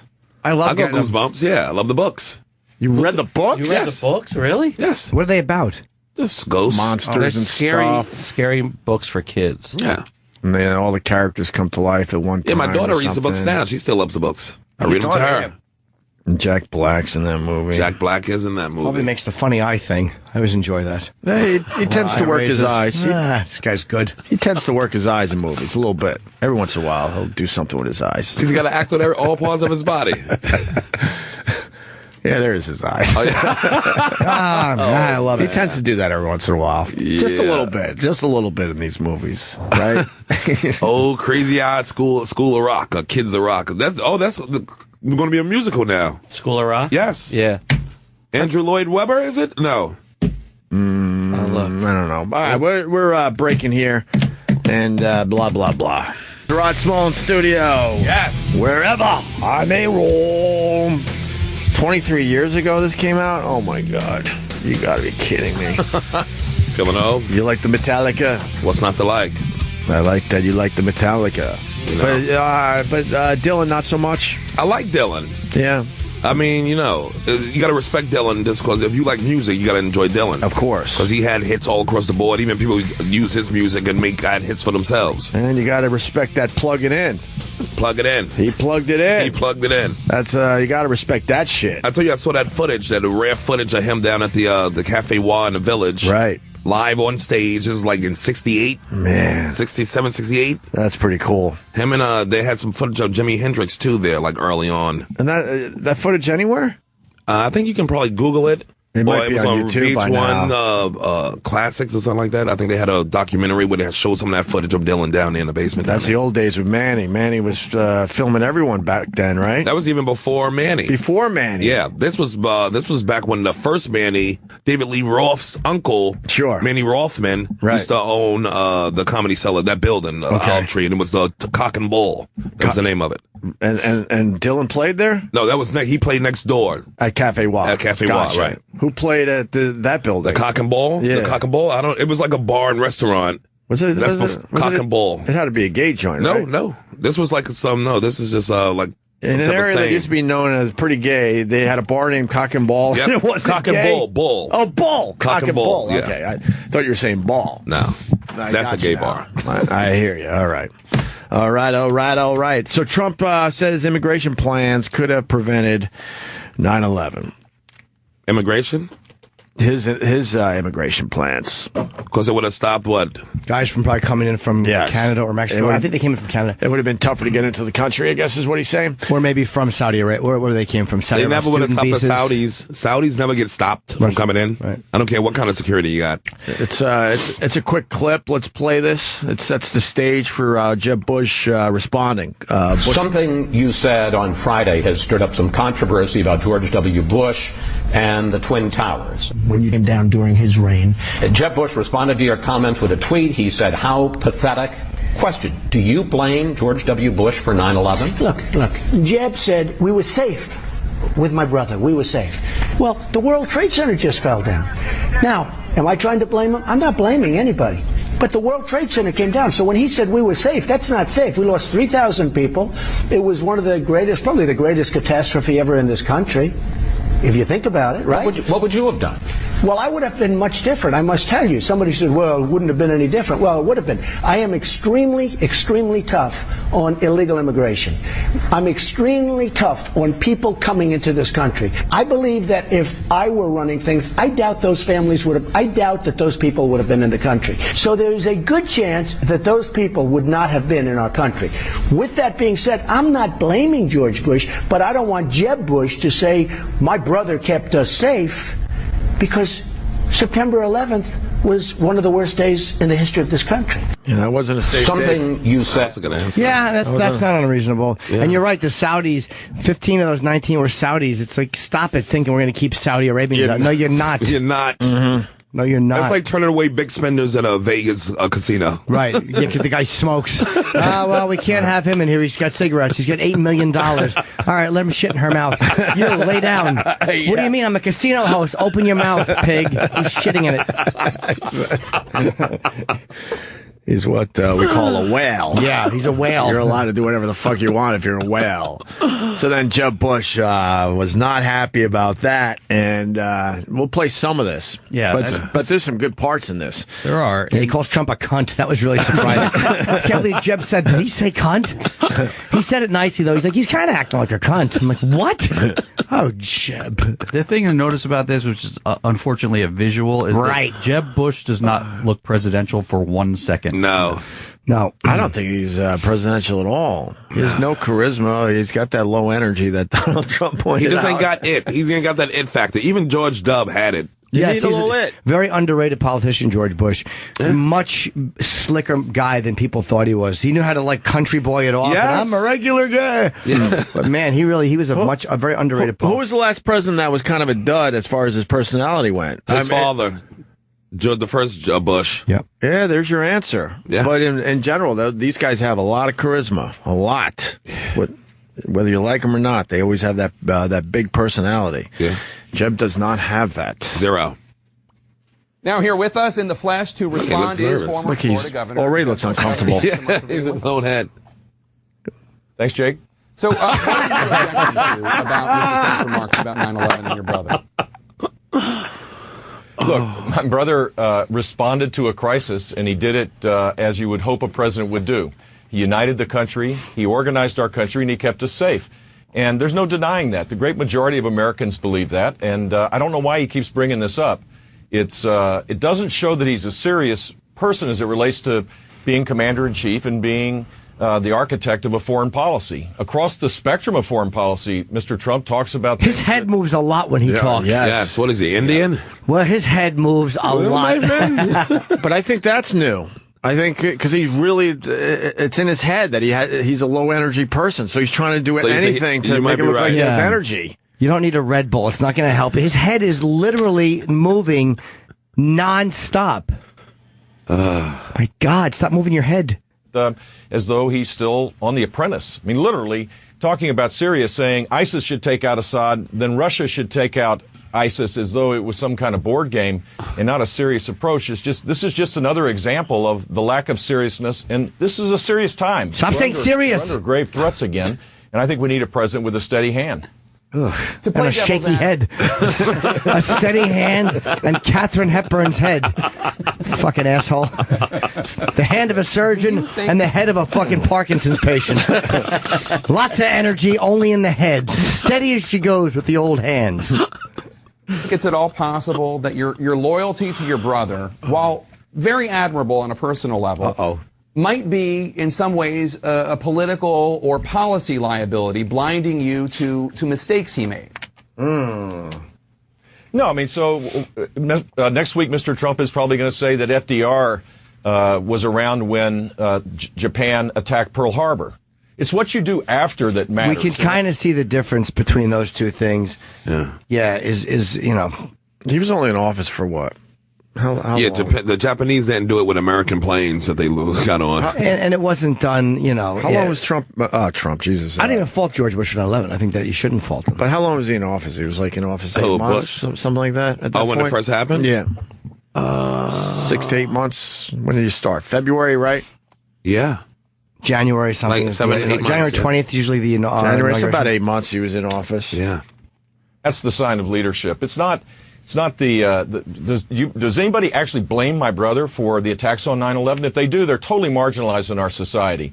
It's what he did afterwards that matter, and I'm proud of him, and so are a bunch of other people. You don't have to have your last name named Bush to be able to understand that. And it just calls into question Mr. Trump's credibility. He's right. You know what? He's absolutely right. We need another Bush president.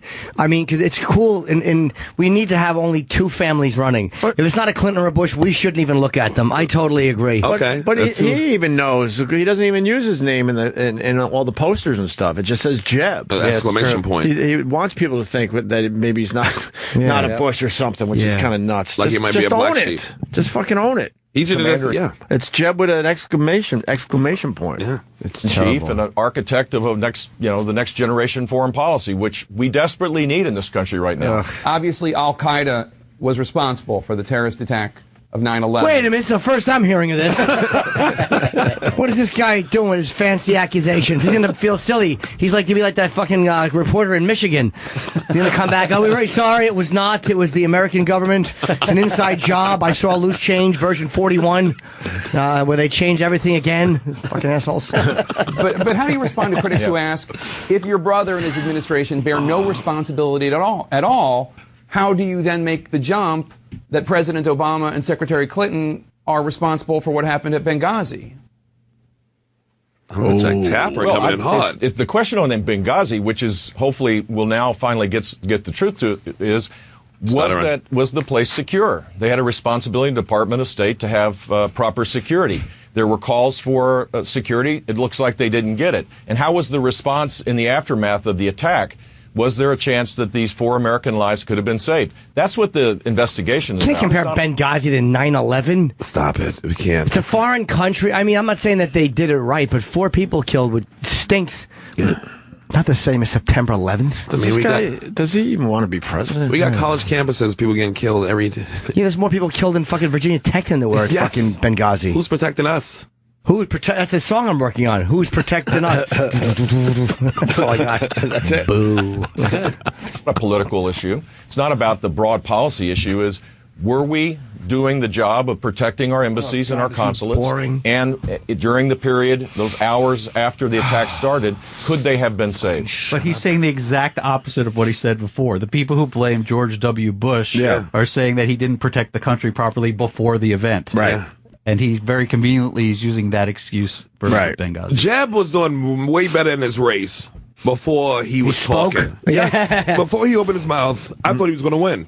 I didn't realize he had this type of personality. Yeah, or liver spots on his forehead. He's really unpleasant to look at in HD. Well, he should only be fucking zoomed in from far away. He's not a fucking... I don't like a guy with liver spots on his head. You can cover that up with makeup, too. Yes. Yeah. I say buzz off, Jeb. Keep going. Well, that's kind of proving the point of the critics I was just asking about. Oh, Jeb stepped in it now. Go ahead, get him. Good luck with this, Jeb. 9/11, and I understand that argument, and Al Qaeda is responsible, but why are the terrorists not the ones who are responsible for these attacks in Libya? They are. Of course they are, but if the ambassador was asking for additional security and didn't get it, that's a proper point. And if it's proven that the security was adequate compared to other embassies, fine, we'll move on. Now, you're making some very strong statements about Donald Trump in this interview this morning. You just put out a new web ad, in fact, attacking Trump, saying he's not serious. Let's play a clip from that. Ooh, let's see this. A rap battle. President of the United States. Commander-in-Chief of the world's most powerful military in control of 4,650 nuclear and neither of us serves. That's hilarious. That's fun. It's clown music.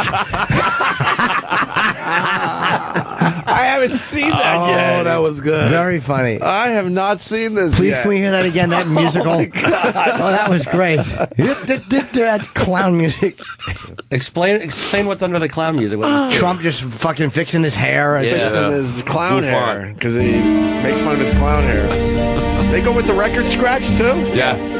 Yes. Stop the press. Control 4,600 nuclear warheads. Now the ad goes. Why wouldn't you let that play? The guy, the show that he's on. Oh yeah, Jake Tapper. They stopped it. Why would you stop that? We'll find the video. All right, man. It's on to highlight or low light, depending on your point of view of Trump's moments in which I'm sure you would argue he is not being serious. In light of this new ad, let me re-ask you what I asked at the last debate. It's like playing a tuba behind a nigga. On the nation's nuclear codes, your ad seems to be stating very clearly that you do not invoke the number of nuclear weapons the United States has. What happened? I have grave doubts, to be honest with you, and it's only because of the things he says. It looks as though I would have respected Jeb Bush way more if he laughed after that. Yes! Right. Be a human being! Be a human being. That's hilarious. That's a nice shot you took. He's in his own head too much, Jeb Bush. He's in his own head. He's overthinking everything, right? Yeah. He should have had a moment there and just smiled or laughed, like, huh? And be proud of it. Yes. It's your stamp of approval that you put it out there. He's in the corner right now. Everybody who giving him money, because he got a lot of money to run, they like this. You got to do something. Yeah, he's stone-faced. He should have had a moment there. He's feeling the pressure. All right, continue. This is good. I like this. Not taking the responsibility, the possibility of being president of the United States really seriously. For him, it looks as though he's an actor playing a role of a candidate for president, not boning up on the issues, not having a broad sense of the responsibilities of what it is to be a president. In his own words, it gives me great concern for sure. And a lot of other people will as well. Ah, shut up. You're getting your fucking cock kicked in the polls. Who's taking you seriously? No one. Your boring fucking disposition and your shitty, predictable things you say. You're losing badly. Yeah. You're losing badly. Yes. So everyone is watching you and watching him and going, you stink. And the more we hear from Jeb, the less people like him. Yeah. He's got the same poll numbers as fucking Hitler or the Easter Bunny. He fucking stinks. Is this the commercial? This is the commercial. All right, here's the full commercial. I want to see where it goes after that. President of the United States is the commander-in-chief of the world's most powerful military in control of 4,650 nuclear warheads. That's a lot. Hey! Wow, he's touching the hair. Talk to for military advice right now. Well, I watch the shows. I mean, I really see a lot of great, when you watch your show and all of the other shows. He has said publicly that he watches cable news, and that's one of the ways that he bones up on our national security. Trump says he, quote, always felt that I was in the military, despite never serving in the military and draft deferments during Vietnam. There's nobody bigger or better at the military than I am. Donald Trump said Senator John McCain is not a war hero. He's not a war hero. I like people that weren't captured. captured, okay? Who do you think among the presidential candidates would be the best qualified to make a deal with Iran? I think Hillary would have... Hillary's always surrounded herself with very good people. I think Hillary would do a good job. So the deal lives in a Trump administration. Well, it's very tough to do when you say rip up a deal, because I'm a deal person. When he goes on this radio program and doesn't know who some of the major players are. I'm used to, dealing with killers, people that go, Donald Trump, he doesn't like to be questioned on the issues. Trump is weak on policy. When you are running for the presidency of the United States of America, the most important title is Commander-in-Chief. They should have a working knowledge. There's no excuse for him not to be prepared for these questions. Donald Trump was not able to do that, so that should be concerning to voters. Donald Trump is causing a race toward the bottom. It's delusional. Mr. Trump did not have a firm grasp of what was really going on. I will be so good at the military, your head will spin. Let me tell you, I'm a really smart guy. I love it. Wow. That was that's probably the best political ad I've ever seen. How humiliating that music. And they show Trump, and then it knocks down and says stumped. That is funny, man. That is funny. I'm so good at the military, your head will spin. I think it's going to get him more votes. Oh, God. The motherfucker is himself. Has Trump commented on this yet? I love all this shit. I never saw this in a... Like, where they playing this commercial? Is it national? I don't know. Jeb sent it out to his 400 Twitter followers. Fucking asshole. No online presence. I was on the web because it was like almost 2 minutes. Yeah. Go back to that interview. Is there anything else? We've seen the best parts of it. If you want to continue. Is there anything worse? That was really awful. Yeah, just for one more minute. Let's just see. Why do you think he continues to do so well with Republican voters? Oh, all right. That's a good question. Look, he's a phenomenal personality for sure, and he's capturing people's deep anger and angst about Washington, D.C. And you're not. But he's not going to be able to solve these problems. He's mirroring people's anger, and he does it very effectively. But basically what he's saying is all the people hate our guts, and Trump is showing you why you hate our guts. You're one of the people that we don't like, dumbbell. We need some passion from these other guys, right? Honesty, passion. Bernie Sanders gives you a little passion. He's because he's authentic. He yells at you, though. He's just a yelling fucking old man from Vermont. Yells at you. Can I point out one thing from this interview? Yeah. He's got the nervous blink. Yeah. He's got the nervous, like, yeah, but I've always kind of had that. Oh, not you. You're fine. He's just very uncomfortable. Like he's nervous and irritated. Yeah. Yeah. Because he's holding it all in. Yeah. It's like, let it out. Let it out. You have nothing to lose. You're so far down in the polls. Just let it out finally. You have nothing to lose. Just like he has a hilarious commercial about Trump, and they play part of it, and he's stone-faced on TV. About who's going to be president of the United States, who has the judgment and the seriousness and the ideas to be president to lead us in a different direction, I think that his support will wane. There are Democrats with whom I've spoken who think that if it ends up being Trump versus Clinton, that Clinton will just destroy him, and that there will be Republican officials who come out and endorse Hillary Clinton. Do you agree? I don't think Trump's going to win the nomination. I think we're going to have a nominee that will unite the party and win the presidency. What makes you think he's not going to get the nomination? Yeah. He's been leading in the polls now for months. Just as a political reporter, I don't see any evidence that he's not going to get the nomination. We'll see, Jake. I mean, this time 4 years ago, this time 8 years ago, the conditions were very different, and the nominee emerged in the January and February timeframe, and I expect that will be the case again this time. When do they actually say who the nominee is? Is it January, February? I don't know. Do you know, Travis? No, I mean, primaries don't even start till late February, March. Okay. Right. Why are they pretending like somebody had a big lead like this 8 years ago and then lost it? Nobody did. Nobody had a lead like Trump had and then lost it. But they're saying in 3 months. It becomes more clear in January and February. You start getting the idea like this is going to be the guy. Because they still have to go through the process. They're thinking some of Trump supporters are going to pull out by then. They think some of the money's going to go to other candidates. Look, they're pointing out that he doesn't really focus on issues, and it still doesn't affect his poll numbers that much. They all focus on issues, and they stink. Yeah. So fuck them. They've all been focused on issues. Half of them don't do what they say. So what's the difference if they focus on issues? Fuck them. We just want to be entertained. Yeah. We just want to. Yeah. Go in some arena somewhere and just have a good time with Trump. Here's why I want Trump to he win. He talks off the cuff. Because I have a photo with him. That's why I want the president to be somebody I've already taken a photograph with. You don't have a Hillary picture? That surprises me. Never met Hillary. Really? Nope. We used to text all the time, too. She would send me upskirt shots. Oh, nice. Nicey nice. Did you ask for that, or did she just send it on her own? I was really annoyed. I'm like, what are you doing? She's like, oh, lighten up, LOLs. LOLs. With a Z? With a Z. She goes Z. You know what? I want more of this, I think. Right. Yeah. Campaign fundraising numbers were put out this week. Your spokesman, Tim Miller, had a rather arch comment about your former protege, Senator Marco Rubio. Miller tweeted, quote, lying about budgets. Guess Marco picked up something in the Senate. Them's fighting words. Wow. Yeah, I'm not into all that, but you're not into all what? People about his.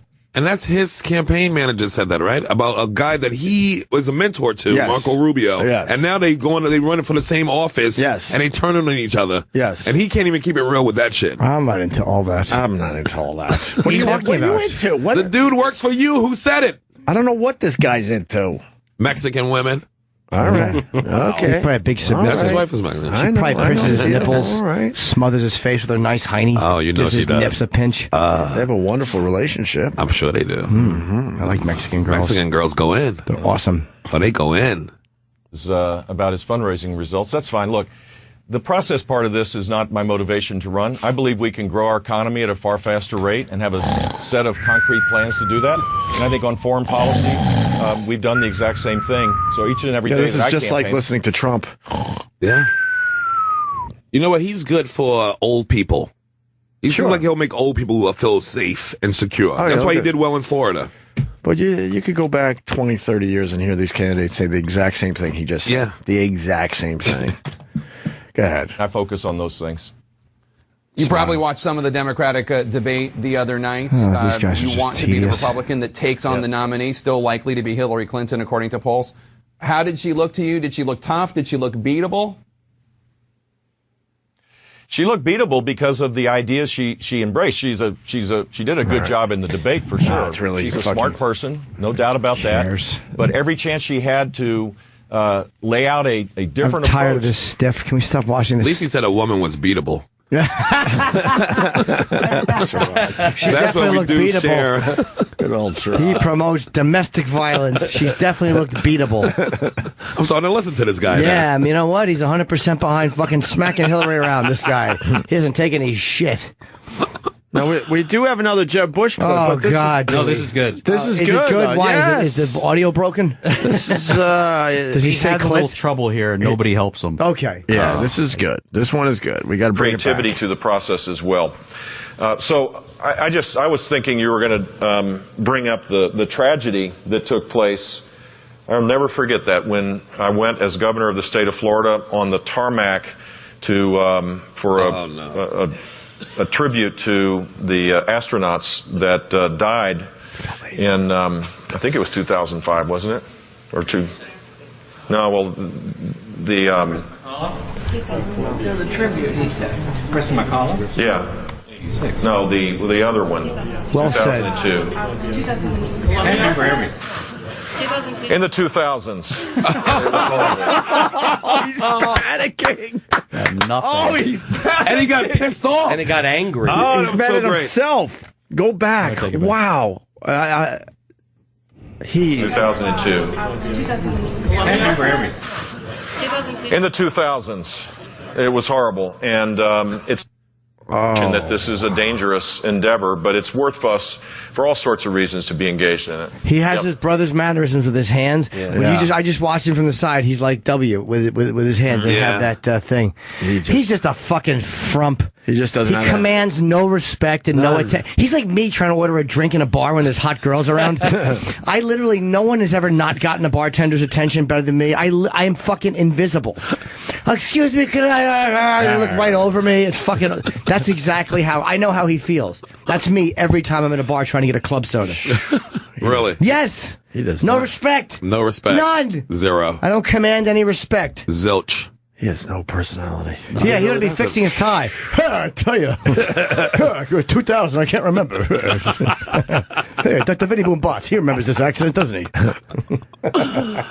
Oh, man, it's embarrassing. And he breaks down, when you're in that position, and you got to keep your cool. Yeah, he got frustrated real fast. Was he trying to get a laugh when he said in the 2000s? No, he was complete frustration. I think somebody in his staff yelled out one of the wrong answers. I think someone in the audience did. Yeah, I think the audience, somebody in the audience, I believe. And then didn't he just say, whenever they blow up and make a fall down? That's what he said. Whenever they came through the atmosphere and burned up like little marshmallows. I kind of feel bad for him in this clip. It's embarrassing. I kind of feel bad for him. It's like watching a comic bomb. He's hurting. He's hurting right now. Yeah. He's hurting. Look at his body language. It really is awful. Hunched shoulders, looking at the ground.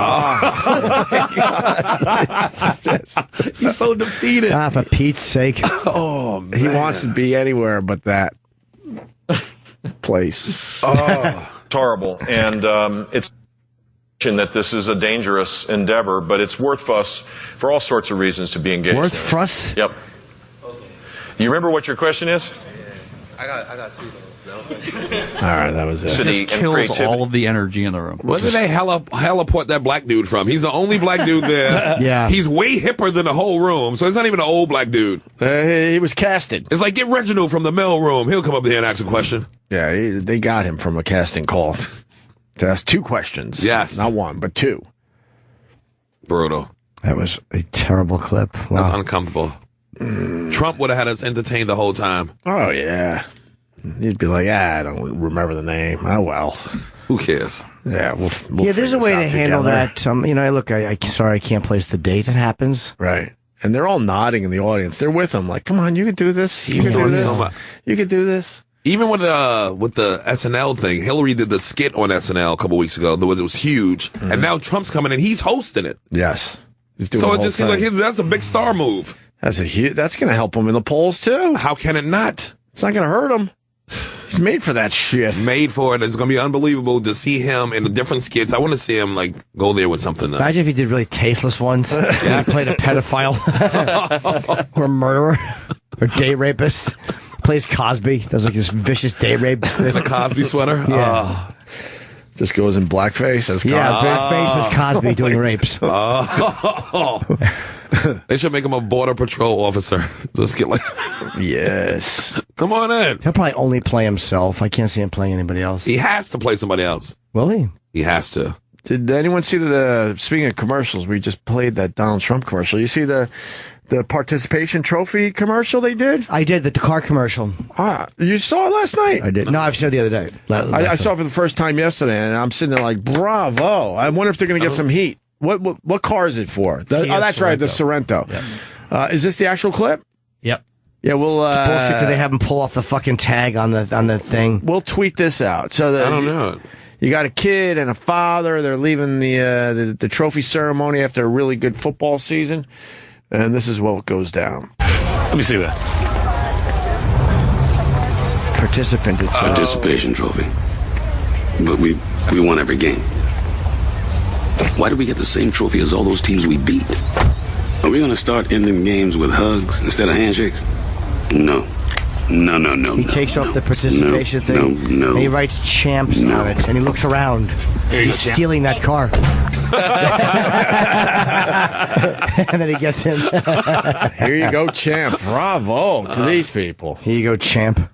It's kind of like the football player Harrison, who used to play for the Steelers, came out and said the whole thing about participating. He threw his kids' trophies away, the participation trophies. Like, you can't just get a trophy for participating. And I get yelled at. Why wouldn't you want the kids to feel good about themselves? There's other ways to make them feel good about themselves. Yeah, you feel good about yourself for playing on the team. I don't want them to feel like shit after a sports season. But there's other ways to do that, and then you got to acknowledge the teams and the players that did the best. Well, of course you do. Are the winners not getting trophies saying they won? Like, I think they should get something saying oh, my God. If you want to go down this road again, these phones will light up. I don't mind the losers getting one, too, because it doesn't matter to me if they do. It's not an important thing if you win or lose a football championship and when you're 9. But I think the winners should get something. You should be able to tell the difference between a winning trophy and the participation trophy. Yeah, the losers trophy should be little girls. I don't think they should call it the loser trophy either. They should call calls the loser trophy for football, and it's a girl in a football uniform crying like a Norman Rockwell fucking painting. A girl with fucking braids, like rubbing tears out of her eyes. Nice try, loser, with a fucking dick hanging in her face. That's what you get. And the winner's trophy is a man standing on a mountain holding a football in victory with a proud father. And the loser's trophy is a little girl in braids crying and a dick in her face, and the father slamming the door. It's a big trophy. There's a lot happening. It's a huge trophy, it sounds like. Of course you don't want the kids to feel like shit, but we don't have thinkers. We don't have people that could figure this shit out. Like, okay, let's do it this way. Let's get the championship trophies out there, and then let's do something else for everyone to make them feel good about their season. I remember being happy just having a uniform and a jersey and like, oh, I'm part of the team. Yeah, that was exciting. And then you work exciting. toward other stuff. Right. My daughter, 10-year-old daughter, is on a travel soccer team, and if either team is ahead by 8. They have to stop and not score any and give the other team a chance to catch up. And if that team scores, the coach gets fined $100 per goal. So that's just that is just stupid. So there was one game my daughter's team was up and they had to just pass it back and forth. One kid accidentally scored and all the parents had to chip in to pay the fine. Sorry, chip in, to pay the fine for the coach. What? That is just the dumbest thing I've ever heard. You do not understand. Just don't play. Here's when all this started. This is what it's about. It's not about being polite or politically. It's because some student picked up a gun and went shooting. And when all these shootings are happening by students who are unhappy and parents are going, all right, what's happening? None of these kids who are shooting are winning trophies. None of them are like, wow, he had so many football scholarship trophies. They're all these outcasts and losers. So they're like, how do we take the ones who are fucking shooting all the winners? How do we guarantee you that's what started this whole thing. Well, Columbine, they said all jocks stand up, and he started taking out the jocks. Yeah, and it's like there's been shooting after shooting after shooting, and like something is happening. How do we stop all of these fucking miserable people from shooting everybody? I'm not saying that. I see what you're saying. It's like this culture of the ones who are getting what they perceive as nothing shooting. Now again, I'm not saying that's because they didn't get a trophy. I think people are just trying to figure out what do we do to not make people feel excluded, because it seems like the one thing all these people who are fucking going on rampages have in common is they've been excluded. I'm not saying it's right or wrong, but I'm only saying it seems to me like there's a tie-in. But we all felt excluded in school at one point or another. Yes, we did. But then most of us, you go, all right, I obviously suck at this. I'm going to move on to something else. But a lot of this, we didn't have. Hopefully, I'll be more accepted. Could you imagine having like a Facebook or a Twitter in high school? Oh God, no! And motherfuckers putting some shit on there that's going to stay on there about you. Yeah, maybe it was harder to get away from when we were growing up too, or easier to get away from when we were growing up. Yeah. Like you said, Facebook and all this stuff, being reminded of how you're shitty. All that stop bullying, all those stop bullying campaigns is all horseshit. The bullying is worse than ever. If you know anything about, kids, what's going on now. Stop. With social networking is way worse than if someone said it to your face in a schoolyard. Because back in the day, if somebody was fucking with you at school, you'd be like this: I ain't going to school today. Maybe I'll miss a day and it'll die down.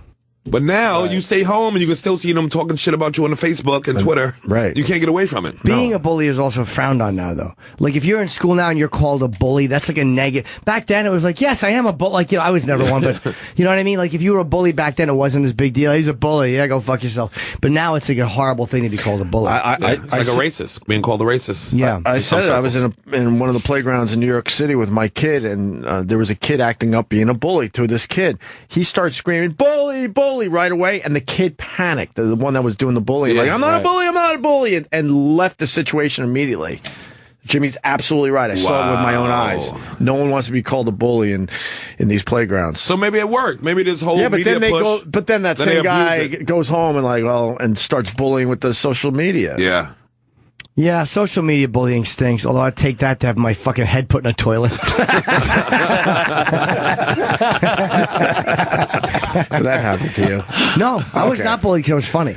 The only thing that kept me from having that was the fact that I could make them laugh. And the one thing that they were all afraid of was being embarrassed. Mm-hmm. And it's the only thing that the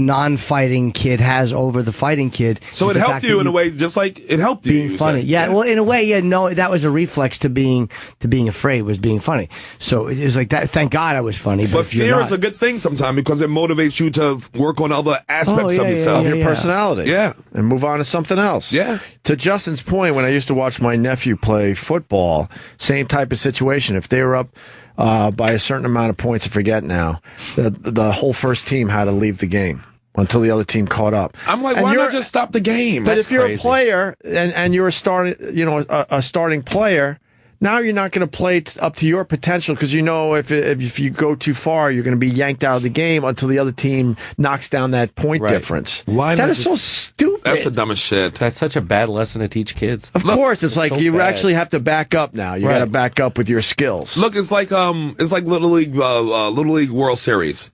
If the teams go up by 10 runs or something like that, they just stop the game. Yeah. The game stopped. You don't make everybody else bet the other way, like lefty's got to bet righty and righty's got to bet lefty. That sounds dumb to me. When I played Little League, and what happened is if we lost, this is what happened. So now it's a participation trophy.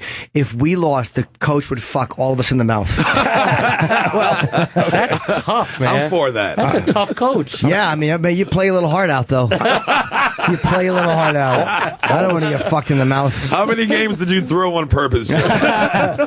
All of a sudden, I'm for participation trophies. Yeah, nobody wanted to get fucked in the mouth. We're all winners. Yay! And the parents knew about it. They'd be in the stand, and you'd hear the clanking of you'd all have to stand up against the fence, and as your mouth is getting fucked, you'd hear the clanking of the fence. You know what it sounds like when someone bangs against the fence? Yes. Picture that right next to you, and you're like, oh no, it's my turn next. Oh, God. You have fence clanging, getting louder and louder. Yes. Whitey Herzog used to do that with some of the Cardinals teams of the 80s. Oh, he did? Fuck him right in the mouth. That's how you straighten out a losing streak.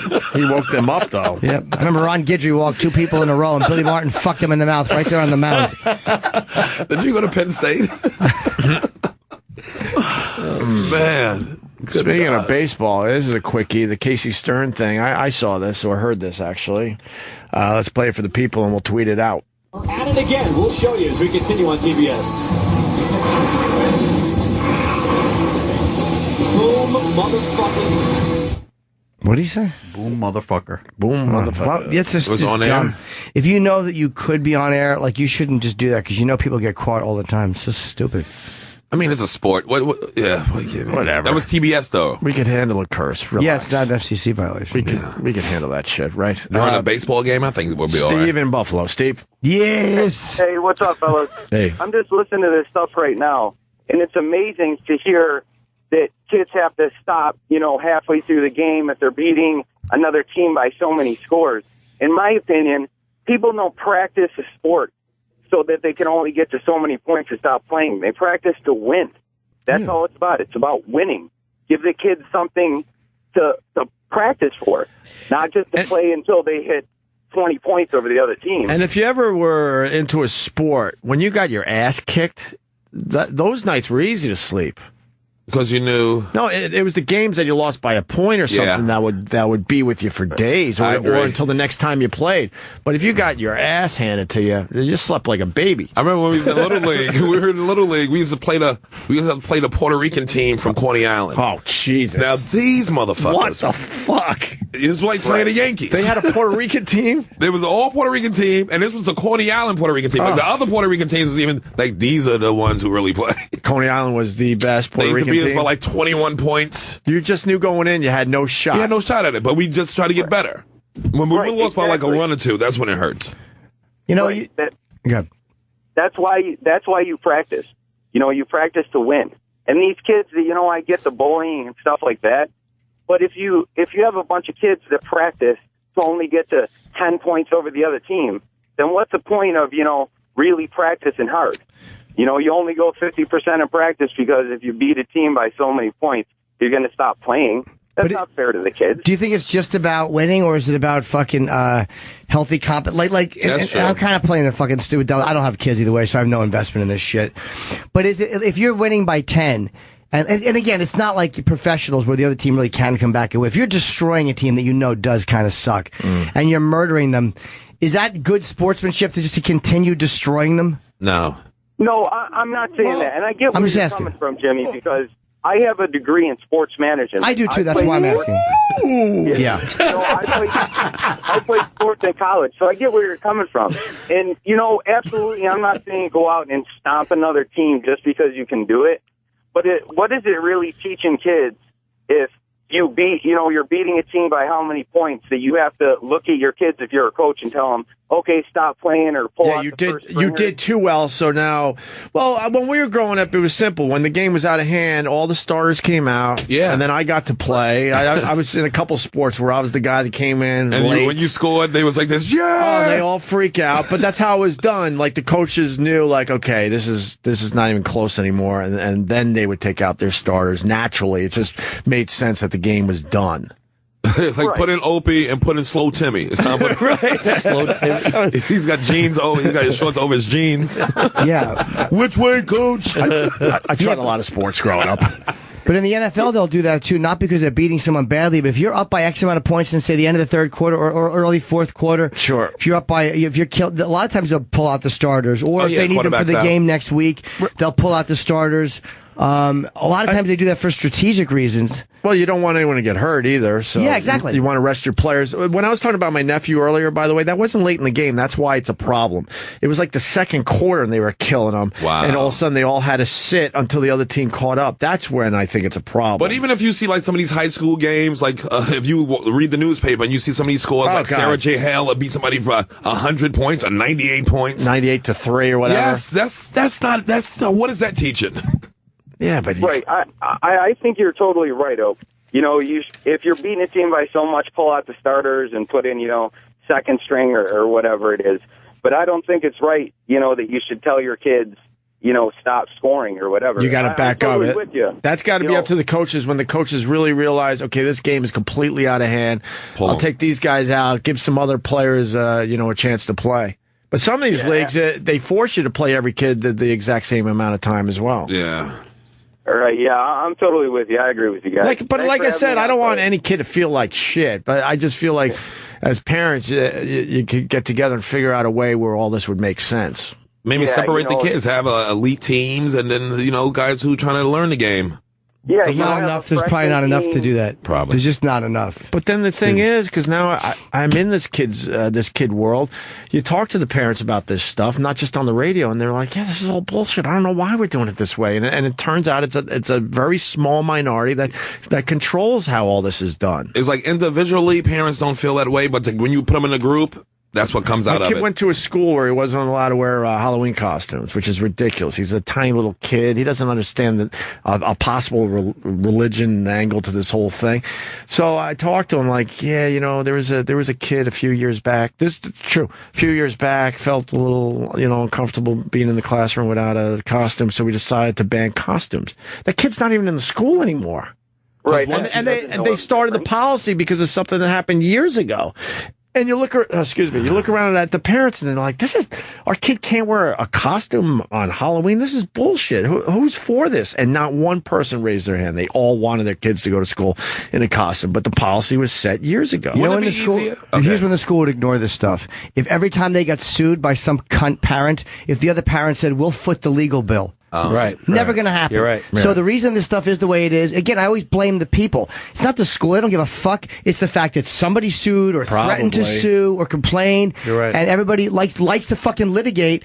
And everybody wants the school just to pay the fucking their own legal fees. But then people cry like babies when the fucking prices go up at schools or when the school doesn't want to do shit. Okay, fine. You pay their legal bills when the fucking cunt parent sues. But I bet a lot of it is they just didn't know how to get around the complaint itself. I bet you didn't even get to suing. No, but where the administrators don't know how to sit this parent down and go, let's try to figure this out because all the other kids kind of want to have costumes on Halloween. Maybe they should have had some the fundraiser, a cake sale, the parent PTA, and have some costumes to the side for kids who can't afford costumes. But it eventually goes so nobody to that. feels left out. It eventually goes to legal stuff. It's all legal stuff. We see it here. You see it everywhere in life. Probably. It's all legal stuff. That's what everyone's great fear is. It's going to come down to a fucking lawyer. It's going to come down to having the judicial system involved, and people just don't want to deal with it. So everybody who says, and I hate it too, that you can't joke around at work anymore, and then you hear about an $11 million settlement given to some lady because a guy fucking cupped a fart and threw it in her face by the fucking coffee maker. That was New York versus Norton. I know, and I was the lady. Does that come from parents being the same parents that are so afraid to have their kids beat by so many points, that are afraid to have their kids go to school in a costume, or have a shirt with some slogan on it that they're scared of? I don't know. Are these the same parents that got bullied back in school or got their ass kicked on the football field? I don't know. Parents don't know how to talk to their kids. Yeah. It's a lot of work. It's a lot of work to be a fucking parent to do it. I'm hopefully right. You don't even know after all this work you put in if you even did it right. You're right. You got to work fucking hard at it. And my opinion, I've been around enough in these schools. There's some parents that really don't want to work at it. They don't give a fuck. Yeah. And your kid's caught up in the same circles with them. It's not easy. My dad, I would cry like a little bitch after losing a basketball game. My dad knew how to talk to me about it. He said, "Shut up, bitch. Stop crying. Stop your crying. You're not my kid." Yeah, exactly. Quit crying, you little girl. Yeah. But we would have a heart-to-heart on the way home. We'd go to friendlies or something, and then let's work on your foul shot or whatever the fuck it was. The next day, he's out in the driveway working hard as a parent. And they said, "What are you doing?" He's like, "I'm teaching my daughter to make free throws." But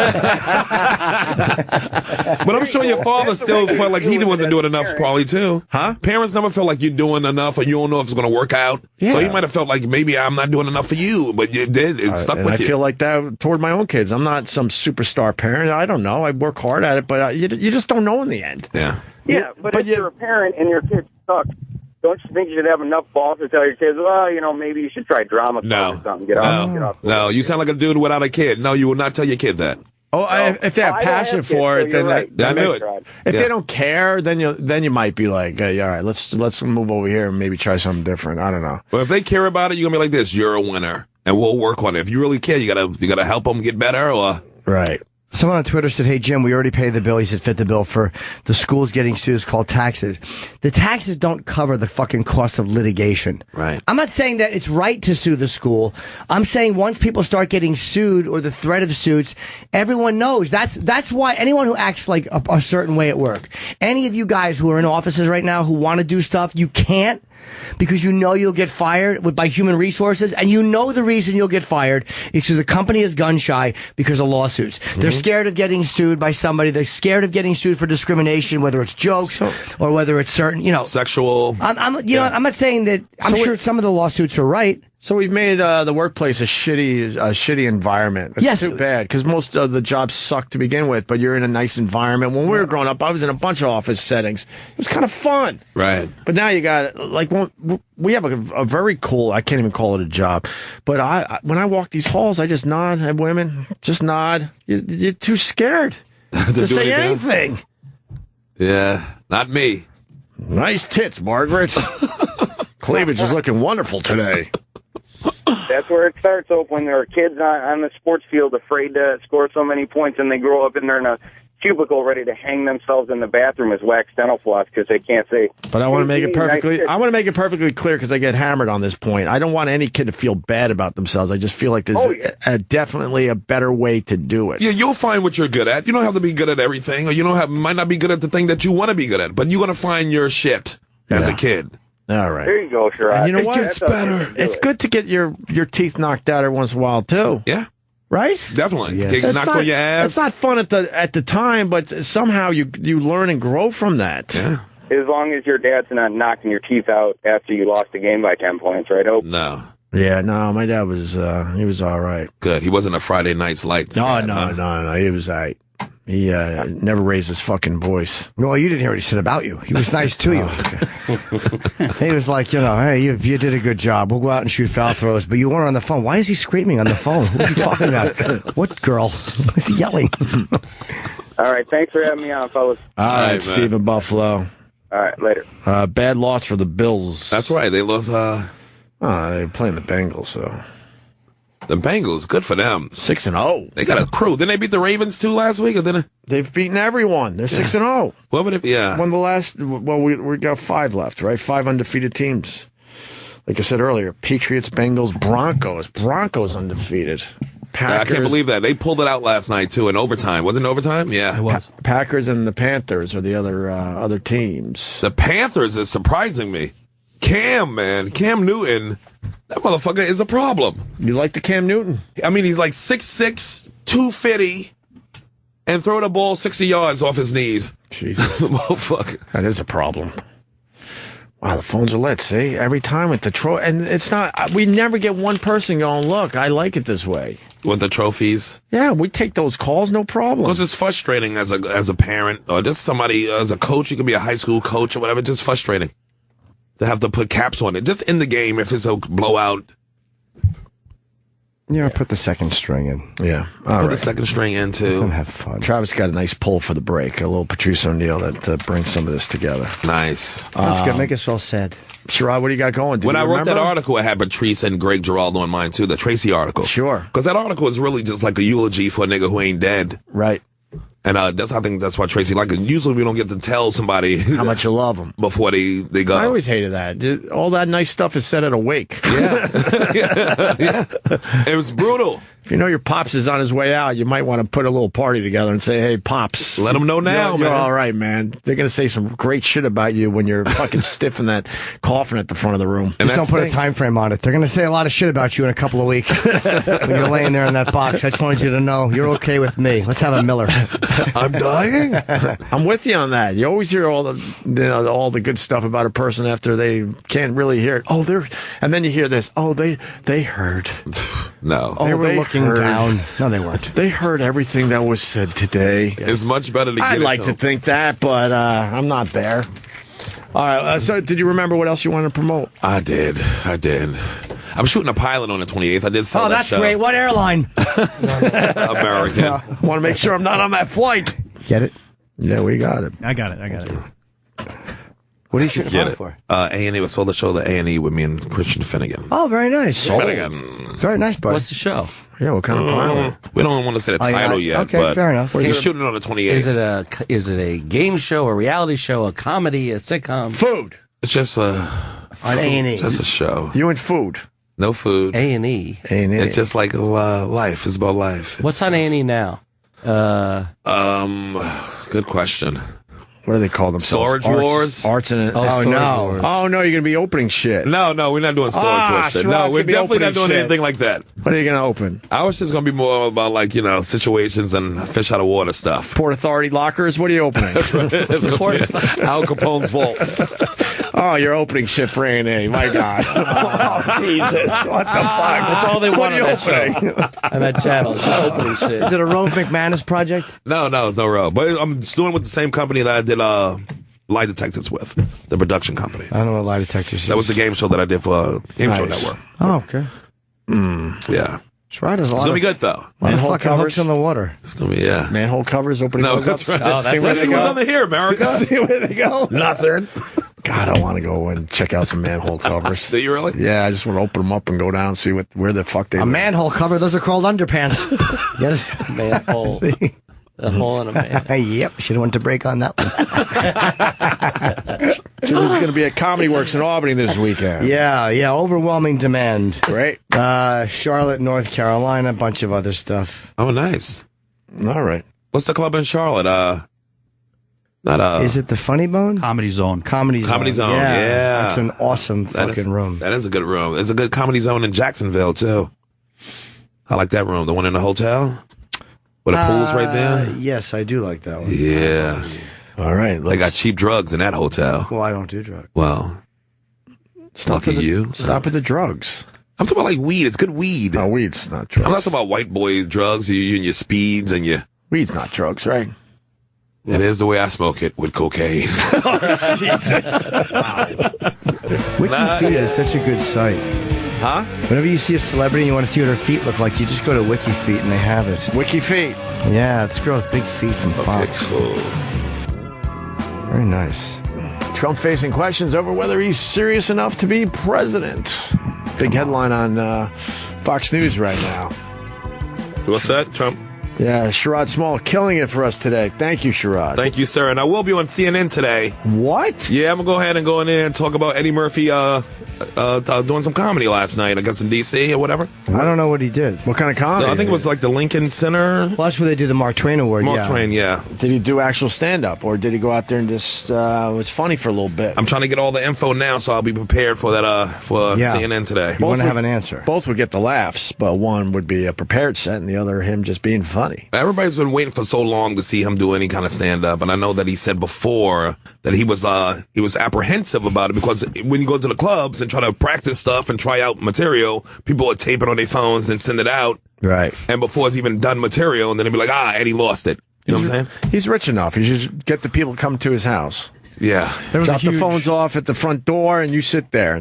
There was a huge write-up in the Washington Post last week about him for this Mark Twain thing. Right. And even in that one, he said, it's something I think about, You can't not think about it. But he's like, what would I talk about? Like, that's what I always wonder. What do you talk about after the anger's gone?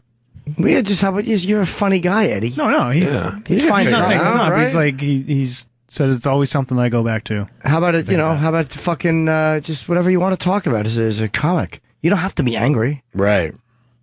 He's Then they interviewed Arsenio because I guess they were thinking about doing something like a couple years ago.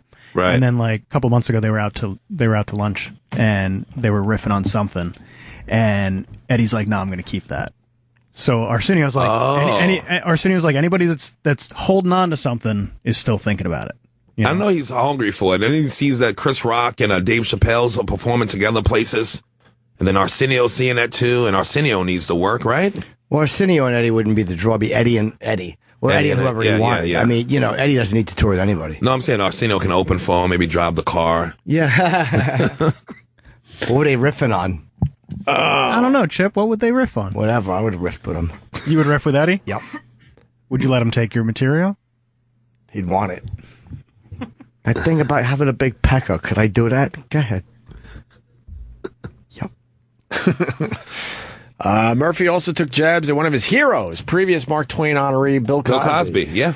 Murphy joked, you've messed up when they want you to give your trophy back. Do they want his Mark Twain award back? I don't know. I mean, they're taking his honorary doctorates away. Yeah. Good. Can they do that?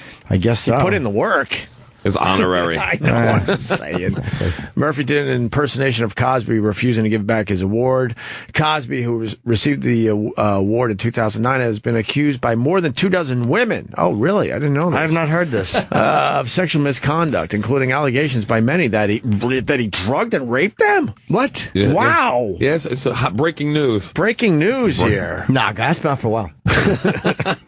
How was the walk? I remember you saying earlier that you wanted to talk about it. Much better than I thought it was going to be. Is Philippe Petit actually in the movie as some kind of like, I don't know, walk on or anything? As like some maybe bystander? Nothing? No, if he was, I didn't notice him. I wish I would have seen it in IMAX. But I saw it in regular, real 3D, and the 3D technology is so good now. It really is. And it's weird, like he narrates it. Like, Joseph Gordon-Levitt narrates it as Philippe. And he's really good. Really? He keeps his French accent. The girl who played his girlfriend, Annie, her French accent is not as good. It's in and out a little bit. But it tells about his life and how he met her and how he started tightrope walking, and Ben Kingsley is in it. Much better movie than I thought it would be. Because you're basically thinking, who gives a fuck about this guy? The whole thing is leading up to a 15-minute, back and forth. But it was really, really well done, and they show you the setup and how they got into the buildings, and the 3D is so good. How good did that the World Trade Center look? Because that's all amazing. Digital, right? Well, yeah, I hope it's digital. If it's not, you're building something I haven't seen yet. Did they say it's digital, right? They could be in Staten Island where they took all the pieces and put it back together and it's shot it like that. It's a digital. I don't know, camera magic. But it's you get very sad watching it. But, because the Trade Center, and it's like, yeah, it's really good. There are certain parts of it. There's one moment where he's walking back and forth across the ropes, and they're playing this music, and it looks very artistic. And it's weird. It's like this, he looked at this as a work of art to do this. It was an artistic thing. And some of the way they did with the music, it was so it was Zemeckis directed it. Yeah. So well done. So well done and so well shot. It was so much better than I thought it was going to be. It's something it's so weird because where he walked in the air there, no other human being will do that ever. No. That's he's the only person who's ever been at that level. Between those buildings. And I have a nice photo right there on the observation deck from in between, when you could see the corner of those, when I performed in between the towers. So I'm always happy to have a Trade Center photo with one of my ex-girlfriends. Nice. We went to the top. But to actually step out and walk across is a whole different ball of wax. How wide would it have to be for you to actually take that walk? It would have to be a city block. Yeah, a city block. What if it was a sidewalk, which we walk on every day? Could you walk between the towers if it was one sidewalk? You know what? With no I could sides? do that because you know what? I did the skywalk in I know you could Grand actually, Canyon. Yeah, it's all glass under you. Yeah, and it's above the fucking. How was that? Canyon. Is it scary? It's scary as hell, but it's fun because your brain can't fucking. Your brain can't compute. Can't compute. You see an under you, and you see nothing but 2,000 feet to death. So yeah, you could probably. And do it's it. glass.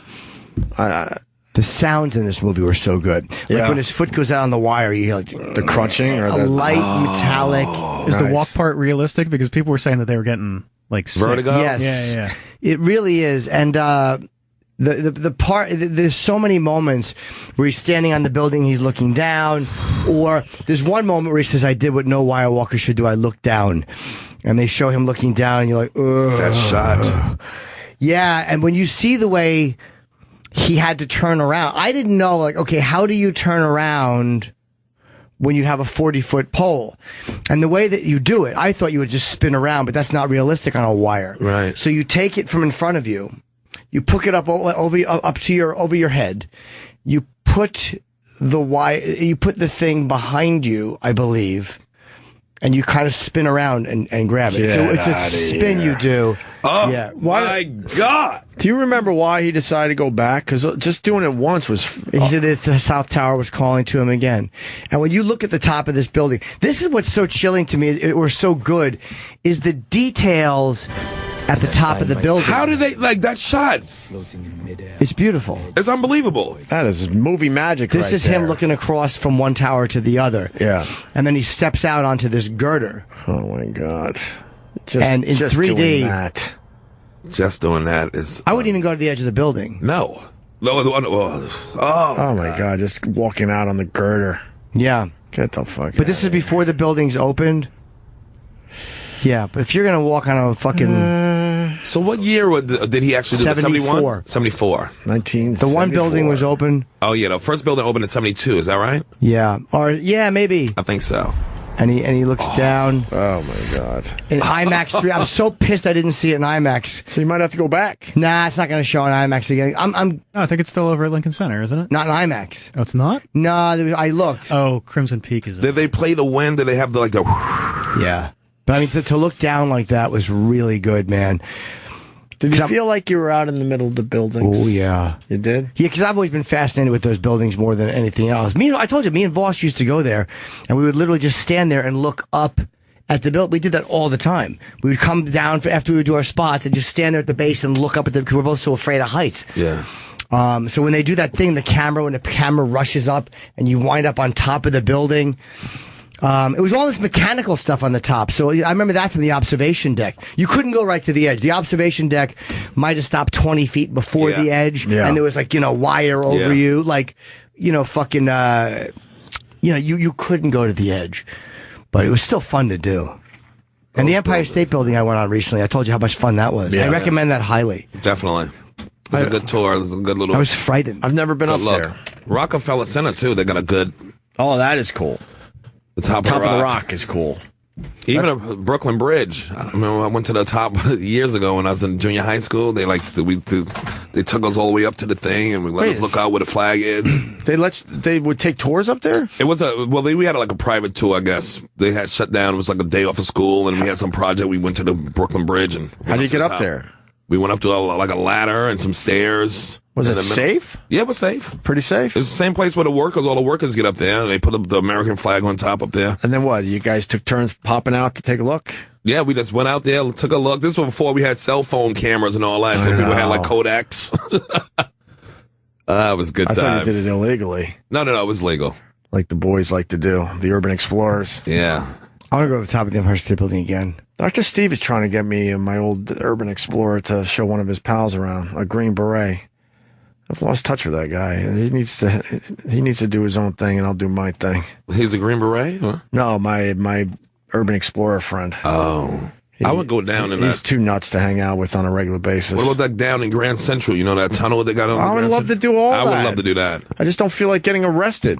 No, you got to go down there with people who. Yeah, go down with somebody you're not going to get arrested with. I know. Well, I've been trying to get that done for a while. You get shot. That's the rumor. You get shot if you go down with those. The mole people? No, with electric. No, under the Grand Central Station. Yeah. It's a private room down there with the electricity that runs all the East Coast trains and all that. The sub-basement. Sub-basement. Yeah. Okay. And it's supposed to be a guard down there 24 hours a day. I would imagine there is someone As soon down as you there. show up, they shoot you. They're not going to shoot you. That's the rumor. That you don't supposed to be down on that level. They'll say get out of here, and then if you run, like they won't just Sounds shoot just you. like a white man. No, they'll shoot you. No. Without saying get out of here. Because they have to explain why they shoot you. Well, he just showed up. Yeah. What'd you say to him? Nothing. I just shot him. That's not good. How far down is it? It's supposed to be super far down. I don't know how far the A sub-basement's below the basement, so it's... Well, that's below the trains and below everything. Below the water lines, everything else, right? Oh, someone said they went inside the top secret one that only the presidents use. I've been on that one. The president went for a spin. What president was it? FDR, where they had this private train down there, is the same kind of... what? Fucking train. So asking me policy questions. What would you do, Chipper? Right on the train? Yep, I said, fuck him, Mr. President. Who went inside the top secret tunnel? Business Insider. There you go. Station. Really? Yeah, this was on Channel 25 on Time Warner Cable, I guess, maybe. That's a documentary. Wasn't it below a hotel or something? Yeah, the Waldorf. That's what the Waldorf. Yeah, that's why they use the Waldorf. That's where his train went to with the car, so they wouldn't see the president who he couldn't walk and all that. Hidden within the 49 acres of Grand Central Terminal, was built for one person. God, I only. want to go down there. It was built for Franklin Delano Roosevelt. Roosevelt. Now, we know today Great if that this guy got FDR shot. had polio and he couldn't walk. But believe it or not, that was kept from the public and the press. Most of the American public had no idea their own president had polio. Now, when he would arrive in New York City, he would arrive on his own private train.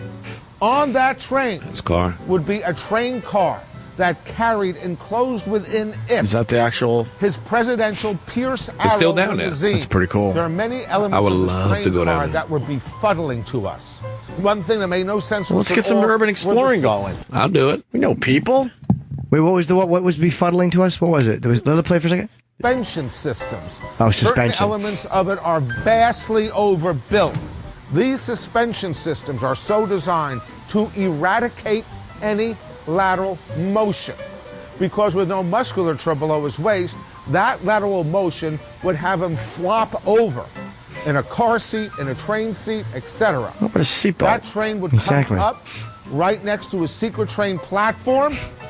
A door would open up.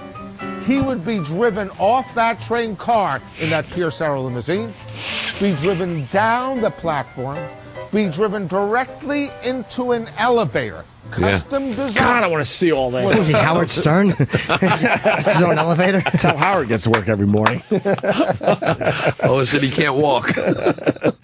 Wow, it's pretty cool. That is really dope, right? cool. Yeah. Man. And that's what that is, to take him right to the Waldorf, and he just drive right out. That's one reason they still use it, because they still use the because you could also you can close off all access when the president's getting out. Right. And who owns the Waldorf now, Jimmy?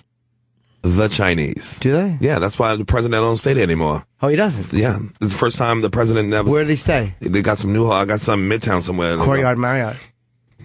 You don't know what hotel? I forget the one he stays in now, but he don't... Because they think all the rooms are bugged. And they probably are. No, that makes sense. Is this the Eddie Murphy thing? So... Jump ahead. He right like halfway through, we see him on stage. Oh, okay.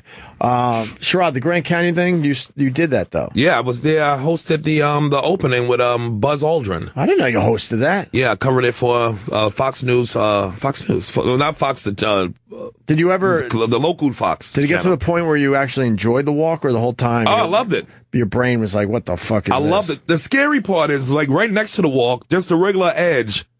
People just walk right to the edge of the fucking Grand Canyon and look over. I saw one lady sitting on the edge with her legs swinging. I'm like, these fucking people. Dude, I'm with you. I went to the Grand Canyon once with my brother, and there's a spot everyone goes for the sunset. Yeah. And everyone crowds in right to the edge, and people are sitting right on the edge with their legs dangling, and it's a drop. It's not one of these where you might fall and you're going to be okay after 10, 20 feet. You're dead. It's straight down. I'm like, these people are crazy. And then they're turning around their bodies. They taking pictures like that, right on the edge like this. I was having like anxiety. I'm like, what are they doing? And it's like, hey, That's take the a picture of me, and they're turning their bodies over the edge. And it's windy? Yes! It's crazy. With their legs dangling. I never felt that comfortable in not dying that I could do some shit like that. Holy fuck, it drove me nuts. I'm like, please don't do this. And then more people are pushing forward because they're getting good seats for the sunset. They wouldn't let me on this thing. I went to and they wouldn't let me on it. It was so fucking annoying. What? They're like, you got to take off your diamond shoes. And I'm like, no, I will not take off my diamond shoes. Don't you have to wear something on your feet when you walk on that, like a cover? I think they're trying to. I think we had slippers or something. Some kind of slippery thing. Slippers. Yeah, there you go. Yeah. I want to go to that. Yeah. Oh, that's fucked up. Yeah. I want to take a shit on that fucking. You know how much trouble you get in if you take a shit right on that and so I have to come out and And clean you see between the glass right here? That's just gaps. God. All that's gaps.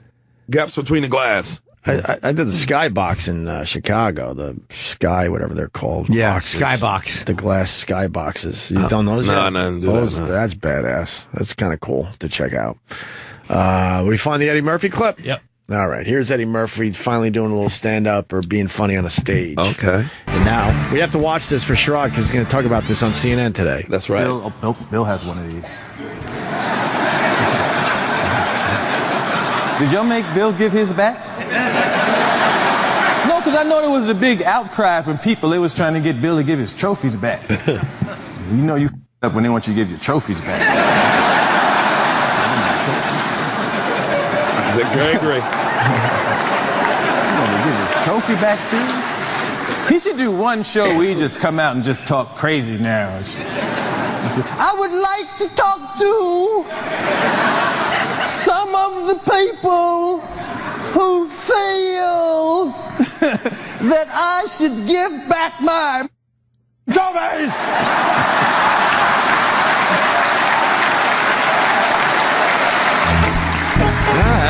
That's pretty brave, huh? He said he could tell he was probably nervous because he's standing. He had the trophy on a table. Yeah. And he was standing there and he had both hands resting on the trophy. And I'm like, I'll bet you he was actually really nervous. Yeah. You know, for him, there's so much at stake, I guess, because he's Eddie.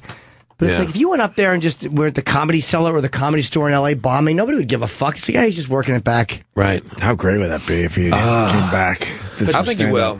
But the weird thing about this, when he did the Saturday Night Live at 40th anniversary, they wanted him to do Cosby, and he refused. Yeah, right. So then he came up here, and he just sort of he did it. He was really awkward on that SNL thing, as we all know. Maybe he did it because really everybody strange. they said he should have done it then. I think they asked him to. Yeah, even in the Washington Post article last week, he said, I wouldn't do it because it's not funny. You're kicking a man when he's down. Yeah. Yeah, well, so it's be interesting. sticking your dick in them when they're down. And the Shooms had a nice HBO special. Oh, that's right. Yeah, she aired on Saturday. I DVR'd it. I haven't seen it. It went well for her? Yeah, I saw some of it. I saw the beginning. It was great. Is it the Apollo? Chris Rock directed it. Chrissy, as you like to say. Chrissy directed, yeah. Directed the whole thing. We got a clip? Yeah. It was the whitest I ever saw the Apollo crowd, by the way. Attaboy. Holy Starbucks, it was white. Yeah. Why are they featuring this clip? Because she does a tribute to semen. Nice. Excellent. Ode to cum. Cum is unsettling, isn't it? I don't say that to shock you or get your attention. Like, oh no, she didn't. Like, I'm just reminding you that we're all disgusting. No one in here is better than anyone else. Like, you've all caught a hot load, you know? Like, if that provides you with discomfort, you're just looking at it the wrong way. We need to be nicer about cum. We really do. Cum, it gives us life. You know? Gandhi was cum. Oprah, cum. Oprah could have wound up all over somebody's tits, but no. We got Oprah. Thank you, cum. And yes, It is sticky and gross, and no one ever wants it in their mouth, ever, ever, ever. But we need to change how we're thinking about it. It's not a wonderfully regal moment as a woman when you take a load. When someone comes in you, you're not like, we can do it. I'm glad I leaned in. It's not. It's a fact of life. All the greatest women have dealt with it, okay? Ruth Bader Ginsburg. Diane Sawyer. Michelle Obama, who I love, like the rest of us, probably once a week has to carefully walk to the bathroom. Just squish, squish, squish, squish, squish, squish, squish, squish, squish, squish. It's the White House. It's probably a long hallway. Squish, squish, squish, squish, squish, squish.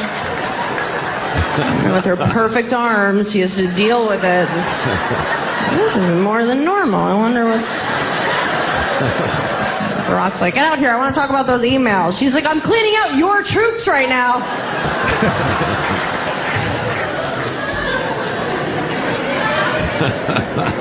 Yeah, I am labeled a sex comic, and I just think that sex is explained incorrectly as far as men and women's roles go. It's like we're all told over and over again, men love sex, and women just deal with it. Right? Like every article, every sitcom, it's always the guy getting home from work, like, honey, how about tonight, huh? And she's always like, bleh. You know I hate your dick. Laundry, laundry. It's insane. I don't know any girls like that. Every girl I know likes having sex. I love having sex. Not a weird amount, but like a normal person. All of my friends. I mean, one of them doesn't, but we think something like happened to her. But you're made to feel really disgusting and weird if you're a girl who likes to have sex. Like, I've dated some guy, I would say 50% in the relationships I initiate the sex, and then 50% we don't have it. No, but I've been in relationships where it's always the dude, like, and then you like later realize that he was a sex addict, which... Have you ever dated a sex addict? It's so fun at first. When you don't know, you're like, am I the hottest piece of ass in the world? And then you're like, oh no, he would fuck a mailbox. Which is why I'm dressed like this. Good for Amy Schumer. Nice. Great. Really fun. Can't wait to watch the rest of that. She killed it. She kills. Amy. Let me go to Paul. He's got more on this Eddie Murphy thing. Paul in Jersey. Sure. Hey, Paul. What's up? Hey, guys. How you doing? Pretty good. Hey, you guys remember, that's payback. Eddie Murphy is paying back Bill Cosby for 30 years ago after Raw, when Eddie Murphy was in his heyday as a stand-up. Yeah. When when Bill Cosby denounced him for all the cursing and all that. And then Richard Pryor was like, tell him to have a coconut smile and shut the fuck up. Yeah, that was in Raw, right. Yeah, it was in Raw, That is pure payback right there. No, because if it was, he would have done it sooner, I think. Yeah, he probably had many. He had many opportunities to do before this weekend or whatever. Yeah, because Bill Cosby was never anything you could really come off against Bill Cosby, and Eddie Murphy stopped his stand up after Raw. All right. We were talking about the cause over the weekend. I mean, people knew about the cause for a long, long time. Everybody knew. I was talking to George Wallace about it too. Oh, when he was on the show last week, he was like, "Yeah." I was glad you got him, by the way. He was great. He was great. He had fun on the show too. He was just saying that it was always hot girls. Paul. They have girls waiting for Cosby when he got off stage. These girls already knew what the deal was. All hot girls, every city. And he knew that they were always talking that he was aggressive around the. Did George know though? He didn't know, but everyone it was knew talk of it. That Cosby liked a lady or two on the road. Like if you're a young lady, you don't get left in a room alone with him. Kind of like that uncle. And then he's talking all that family value shit, and that's what drove a lot of comics nuts. Like, really, you're telling us what to do when we know exactly what you're doing after these shows? That's always the freaks, though. Whoever too preachy, fucking. With you. They're usually the ones getting some things done. That's the 19 kids and counting mentality. But Wallace said he was a little aggressive. That's as far as he went with it? Yeah, he said he was on. He gave me the look like, you knew. we knew some shit was going down. It was going down. To We what bumped into extent? him. Me and Louis bumped into him in the Village on 6th Avenue then as we were walking around. Wallace? So weird. We just see him. Oh, he's great. He lives in the city now, you know. We're chatting, and he looked at me and he goes, I was just watching you. I'm like, oh, and what? He goes, hey, something with your house. I'm like, what?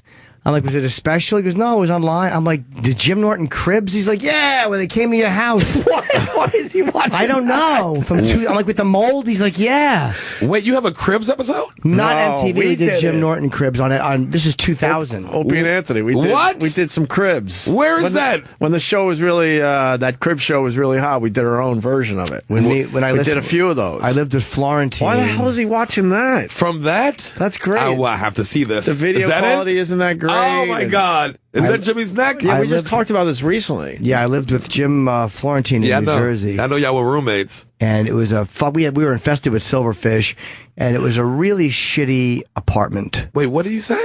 We had silverfish. It was the upstairs of a house, not a great place. But there What's was, silverfish? What do you they look like little creepy crawly bugs.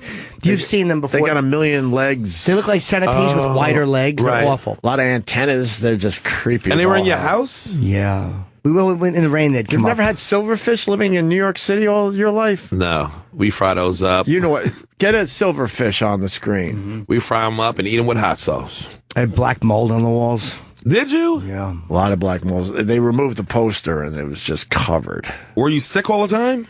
I don't know. I don't know. This motherfucker is living in a bat These cave. things. You've never seen those? What? They're creepy as fuck. After the Oh, rain, that I would drain. see like 5 of those in my room on the wall. You never had that in a New York When I City went apartment? camping, when I went camping, I saw shit like that. Yeah. They're the worst things alive. I think they're creepier than cockroaches. Yeah, I'd rather have fucking ISIS members in my room than fucking silverfish. Oh my God. Yeah. It was a really. But Wallace said he saw this. That was my room. I only had one room. I think that was my room. Or was it the Look living how room? swollen you look. Yeah, I was a little chubby boy. The toilet was icky. It was not a good apartment. So This is good. This is good footage. whose Hello Kitty thing That was that? Jade's, Jim's girlfriend at the Oh, time. okay, Jade, okay. yeah, Jade. Yeah. Damn, that's back in the day. Yeah, I lived with him, and it was one first girlfriend, and then it was just me and Jim, and then him and Jade. That bathroom door that they're looking in right now, I remember the first time when Jade came over, she was blowing Jim, and I was standing behind her, just jerking off, watching. And she was blowing Jim in his office, and I'm jerking off, looking, and she got all creeped out because I was jerking off. You're not supposed to get caught. Yeah, how'd you get caught? How'd you get caught? He You're wanted her supposed to keep see that- him. I didn't. I was just no. She saw me just peeking around the corner, and she knew what I was Oh, it's doing. one of those terrible showers. Look at this. Wow, there's just mold, black mold everywhere. I in didn't the know. cracks. We didn't know. Oh, man. Where was this? Cliffside Park, New Jersey. Cliffside Park. Oh wow, we've all lived. Look at little Jimmy. we have all lived in this apartment. Yeah. I feel A like version of it. I'm looking at one of my old apartments back in the day. Definitely. The shitty, dirty toilet that you can never He get could have clean. cleaned that, though. He could have. No, man, those stains are permanent. We could have, but we just didn't. We were very busy. Yeah. I was What is busy. that? I don't know. Band-Aids. I don't know. What am I laughing about? I shouldn't have been. It's just music. Take the bass line out. That's us. Wow. This apartment's That's the No, have catchy. not seen a rat, nor have I seen a cockroach yet. But There were no roaches. We had no roaches. Yeah. It was Steve C. Good old Steve C. Too funny. Love the Steve C. You are missed, my friend. Wait, what happened to him? He died. Did he? Yeah. He's gone. How'd he die? He died. In that apartment? Everyone knows. They all know. Oh. People know what he did. He died. Yeah. Oh, like that? Oh. Y'all go hard when y'all take yourselves out, don't Yes, you? we do. Y'all go hard as shit. Anyway. That's a bummer. Speaking of the cockroaches and the silverfish, they're saying New York City's losing the battle with the rats. We are losing the battle. I'll tell you this. First of all, I've seen more and more rats in the last probably a little more than a year now. the West Side gets brutal. I see them now a lot during the day. The East Side where I'm at now, though, at night, late night, like maybe 3, 4 in the morning, Yeah. you see the bigger ones. You know why?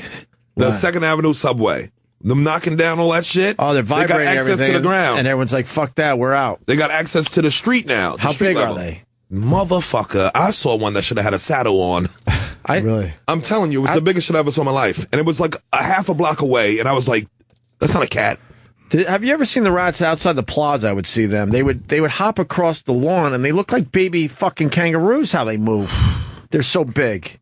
Fucking marsupials. Have you seen that shit though? Yeah, how they move? It almost looks like it's not even a rat. Are those the ones that are trying to get to the horse feed that's in the street? Yeah, that was a huge story in one of the papers. They're hopping around, yeah. Me and Roland went out there one night and checked it out, and sure enough, man, when that fucking sun went down, they start popping out of these holes and stuff. They want the horse feed. It's perfect for How them. can you beat them though? How can you beat these rats? The city has admitted, that they'll never beat them. That they're just trying to keep the numbers, down. Respectable. But they're out of control. I'm telling you, that Second Avenue subway gave them access to the street. Because it's come up where the workers coming up. Could you get a picture of that? I want to see that. I love checking out rats. I need a long lens. They're in the playgrounds. We see them in the playgrounds all the fucking time. And I lived on Upper East Side since like fucking 99, 98. Yeah. And I never used to see it. On the West Side, you saw more. Yeah. Now on the East Side, next to that subway, I'm telling you, it's crazy. Until they seal everything up and get the subways up and running. Yeah, but then it's too late because they're already up. Yeah. But when it's more activity, already out of the bottle. But right now, there's no activity in those holes at nighttime. See, at nighttime, you still have activities at subway places, so the rats are trying to run and hide, and the lights are on. But now it's just dark. Nobody's down there after like 6 p.m. Every time I wait for a subway, I always go to the edge and look down. Half the time, you see a rat. Half the time in between the They already got trains Instagram coming. now. You see the rats fighting for the pizza slice? That was the dumbest video. Why did that go viral? That was stupid. People love seeing it. I guess. Yeah, And now I that's didn't know rats have such good taste in food. and now that's a costume. The rat with the pizza? Yeah, it's a costume for the hot broads. They're going to be wearing that. Oh, Ricky's know how to make that money, don't he? Yep. They paint their pubic hair into a piece of pizza, and they put a rat crawling out of their vag. They actually have a real rat. Wow, really? They drug it so it can't move with succinylcholine. It's hanging out of their pussy eating pizza. They're just like, don't suck in because the rat will disappear. This is from Time.com. This is the only broad that could pull off this costume, by the way. Is that, It's a girl with big tits. She's terrific, but anyone else tries that costume on, you're going to look like an idiot. She looks like Sarah Underwood. What's that other girl name? The model chick, Sarah, who's on Playboy? God. Nobody knows. Yes, Underwood, right? Is it Sarah Underwood? Sarah Underwood. Well, let's see Sarah Underwood. It looks like it. I don't know if that's her. Oh, okay. You nailed that one. That was her, huh? Well, let's see the boobies then if she was in Playboy. We're here. Oh, she is one of the best. She never been on the show? We might as well go the distance and see her. Gotta get her on the show, man. Let's get some boobies out. What do you say? No? Maybe. That's not how you spell naked. Oh, good God almighty. Nice fucking big tits. Nice. So hot. I swear to God. Everything. They're big, heavy, like teardrop tits. God, those are lovely. Look how high. God, this never gets old, huh? No, whatever. Look at them panicking. They got to close the curtains. Every time we show boobies in here, just for us, we got to close the curtains. Wow. She's still hot as hell. Yeah, that's all right. She got a little, you don't like it like that, do you, Jimmy? That's fine. Her vagina, I wouldn't care what her pussy looked like. It's a nice... So tight. Yeah, a little tighter than I like, but she's very pretty, so... So hot. Yeah, her tits are a little far apart and perfectly circular. I'm kind of changing my opinions on them. I don't know if I love them. They're like eyes, cartoon eyes. It's like fucking old Garfield torso. Whoa. Until he hate Monday. Oh. Whoa. There's a girl with 4 fingers on her cunt. Now we're talking. All right, now you're talking. Oh, that's so entertainment. She was sitting on a chair with her feet up. Center. Wow. And Playboy wants to get rid of this shit, huh? That's a smart move. Because you can go other places to see it now. Good luck with that. I was reading today, Hugh Hefner has been the one holding out. They wanted to do this 5 years ago. I believe that. And his daughter's taking over now. She's been pushing for that for the longest. And they're basically saying because they're able to finally get it done, it means that his power is pretty much done. He's senile now. That's why. You think? I think. But 5 years ago, they were trying to do they wanted to test the waters and put one issue out where it wouldn't have nudity just to see. Right. If it would be a thing. It would have been a thing because people would have bought it just to, It's a big news story. It would have been a huge news story, but Hugh Hefner was like, nope, that's not what I'm about. He's blah, right, blah, blah. though. He's totally right. It's Playboy. No one cares about the dumb articles without the nude shit. Like, you'd only read the articles because this way you realize I didn't buy this just to jerk off into my belly button. But now that there's no nudity. They asked Larry Flint what did he think about it, and what he said was, I can tell now that Hugh Hefner lost his mind. Yeah. Well, I mean, their numbers are way down. They're not going to get better when you take the nudity out. No, but they're just wasting time because you can get so much nudity online now, and they make all their money from just selling off the rights to Playboy shit. That's true. They're just hoping the brand can be turned into something else. Good luck with that. Yeah. I don't know why you would want to do that. People buy magazine because they want to see nudity. I don't think it's crazy. Why would you do it without anybody being naked? He's lost his mind.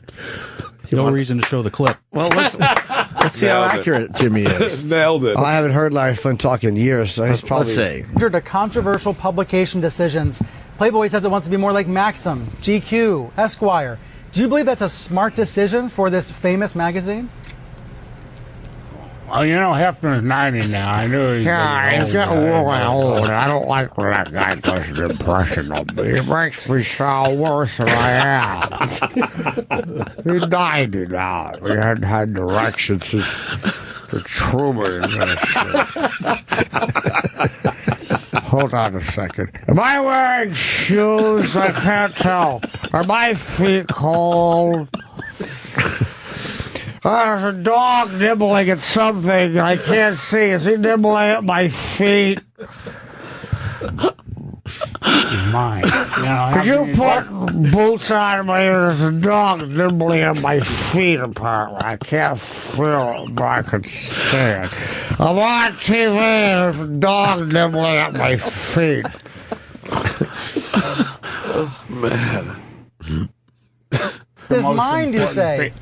Wow. How can you take the most important feature in your magazine and drop it? Why it became notorious? Yeah, I don't know. I'm just saying I'd pick up every other word.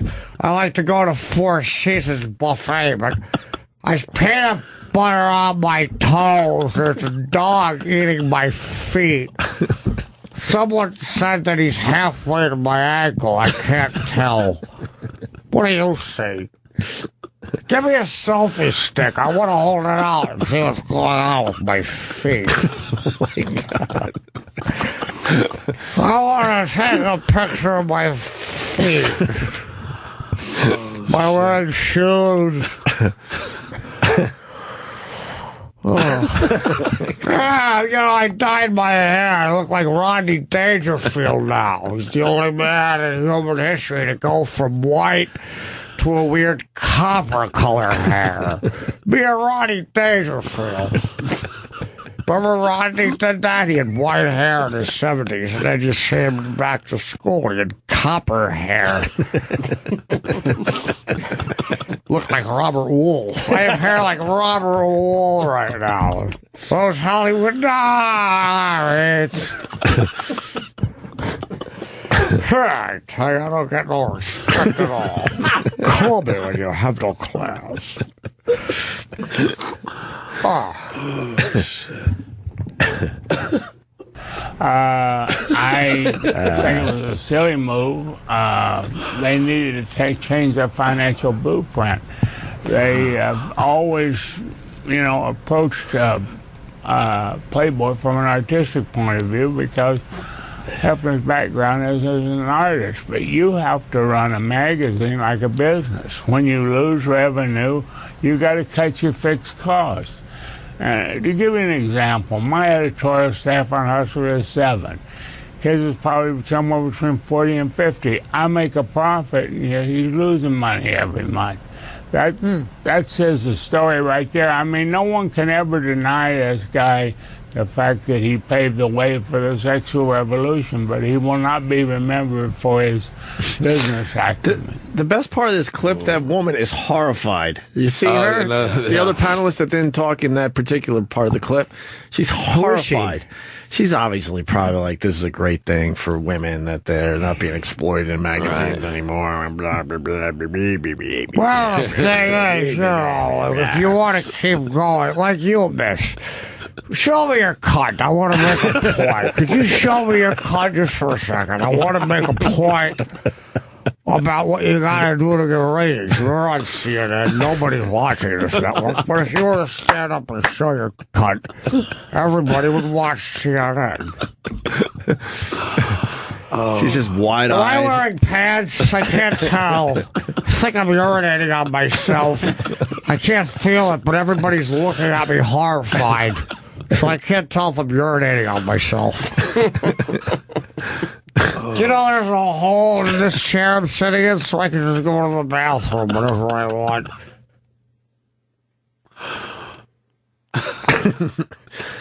Kansas has a very good business acumen. I've been wearing the same pair of shoes since 1986. Scuff-free shoes. Not a scuff on them. Treads are still good on my shoes. I go through 3 pairs of underwear every other day because I'm always sweating into them and going to the bathroom in them, apparently. Bed sores on my legs, but my shoes are pristine. My shoes are in perfect working condition. Oh, shit. I'm still wearing Air Ewings. Because the treads have not worn out. My shoes are in perfect condition. You know, my nickname is the One Pair of Socks Kid. That's what they call me. What do you want for Christmas, Larry? A hat would be nice, but don't get me socks. How about a pair of gloves? I'm always chafing my hands on these silly wheels. New pair of tire treads would be nice, but if you buy me socks, I'll throw you out of my house. I've got 4,000 pairs of unused socks in my closet. Show me your cunt, miss.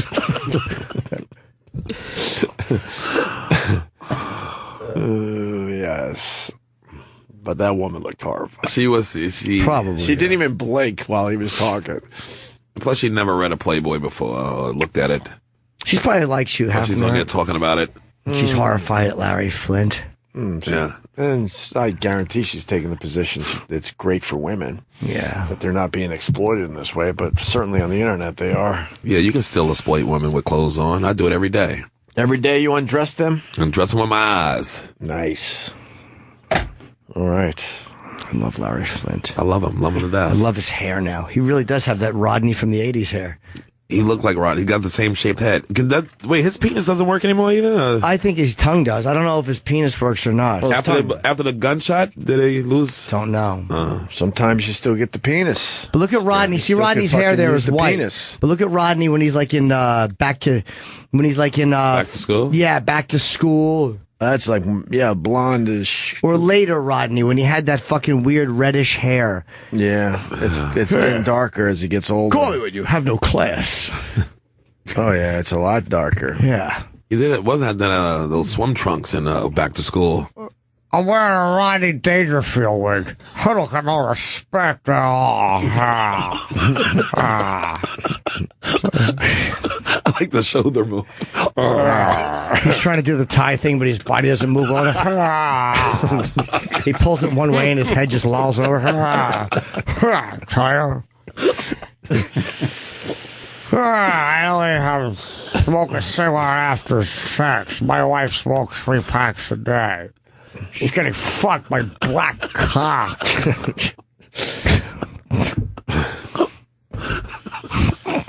Yeah, there he is. There's a picture of Rodney. Reddish, coppery. That's nice. The Robert Wall look. That's what you want. I'm the reporter in Batman. I played Ty Cobb's reporter. Oh, man. He does look like Arliss. He's got a fucking Arliss face. All right. I think we did it. What? I think we did it. What time is it? It's almost that time. Holy shit. It's wrap-up time. Wrap it up. You're going to have to register your drone. I saw that over the weekend. Yeah. Is that a good thing? It might be a good thing. I don't know. Everybody? I don't really like when the government gets involved in our shit, but... You're going to get like a license for your drone. They're getting in the way of things, though, huh? Yeah. What do? I mean... They said it's going to be the most popular Christmas gift this year. Oh, I believe the drone. So there's going to be a shitload of them up in the sky in late December. Crashing. It's going to kill somebody soon. And they coming bigger and bigger. The military size ones is a huge gongus. I had no idea how big them shits were. Oh, yeah. That's like a regular plane. Fuck a drone. That's a plane with no dude in it flying it. Right. Fucked up. Yeah, they were saying airline pilots, same thing. Computers are making them obsolete. Yeah. They basically don't really need them anymore. Would you get on a plane without anybody? No. I would. No, I want one guy on there who knows how to. They'll never have that. They'll never have that, obviously, but You have to have someone that can override a computer glitch or a mechanical failure. You have to have somebody there. Imagine that, though.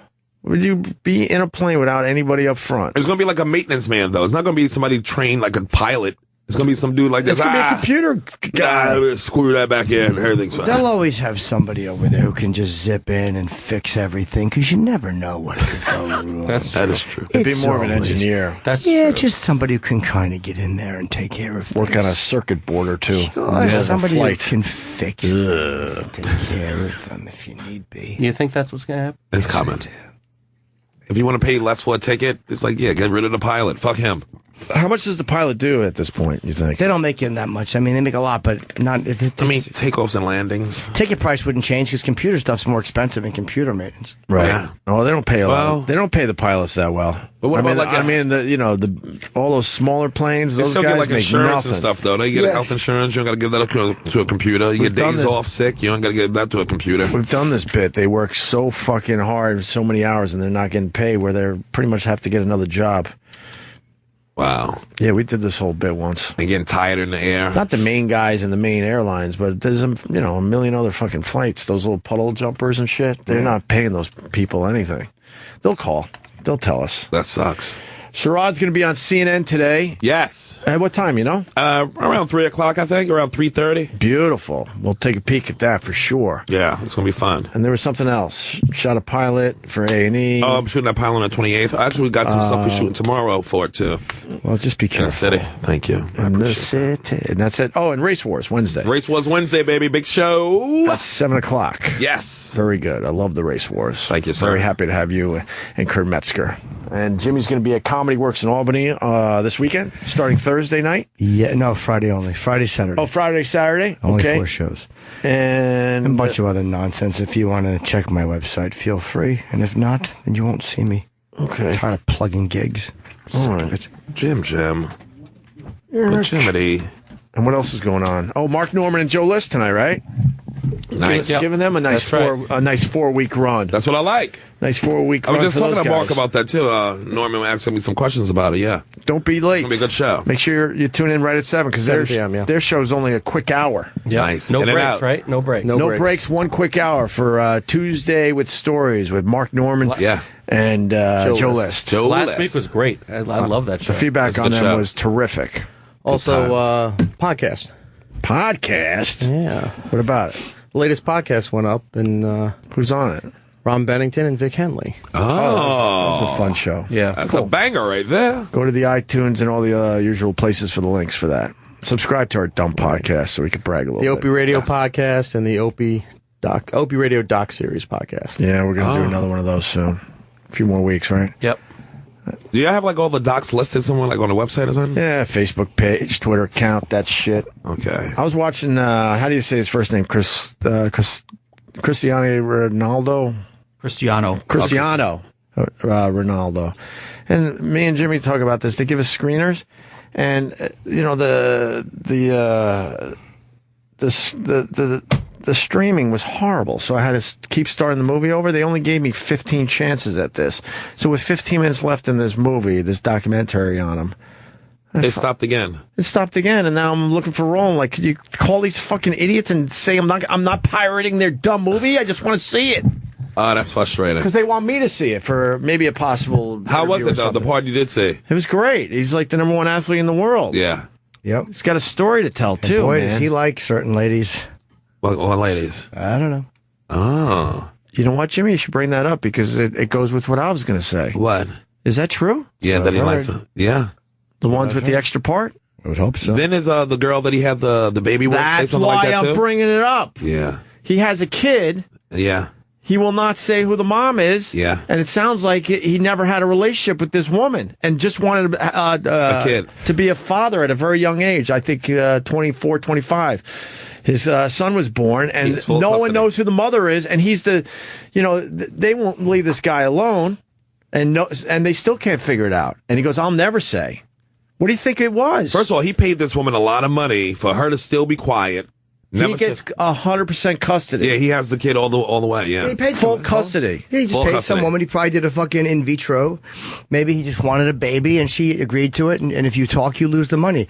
So unlike a lot of women, she knew just to shut up and take the money. Yeah, he doesn't want to say who it is. It's a weird story, though, man. So you think that might be a sign that he's homosexual?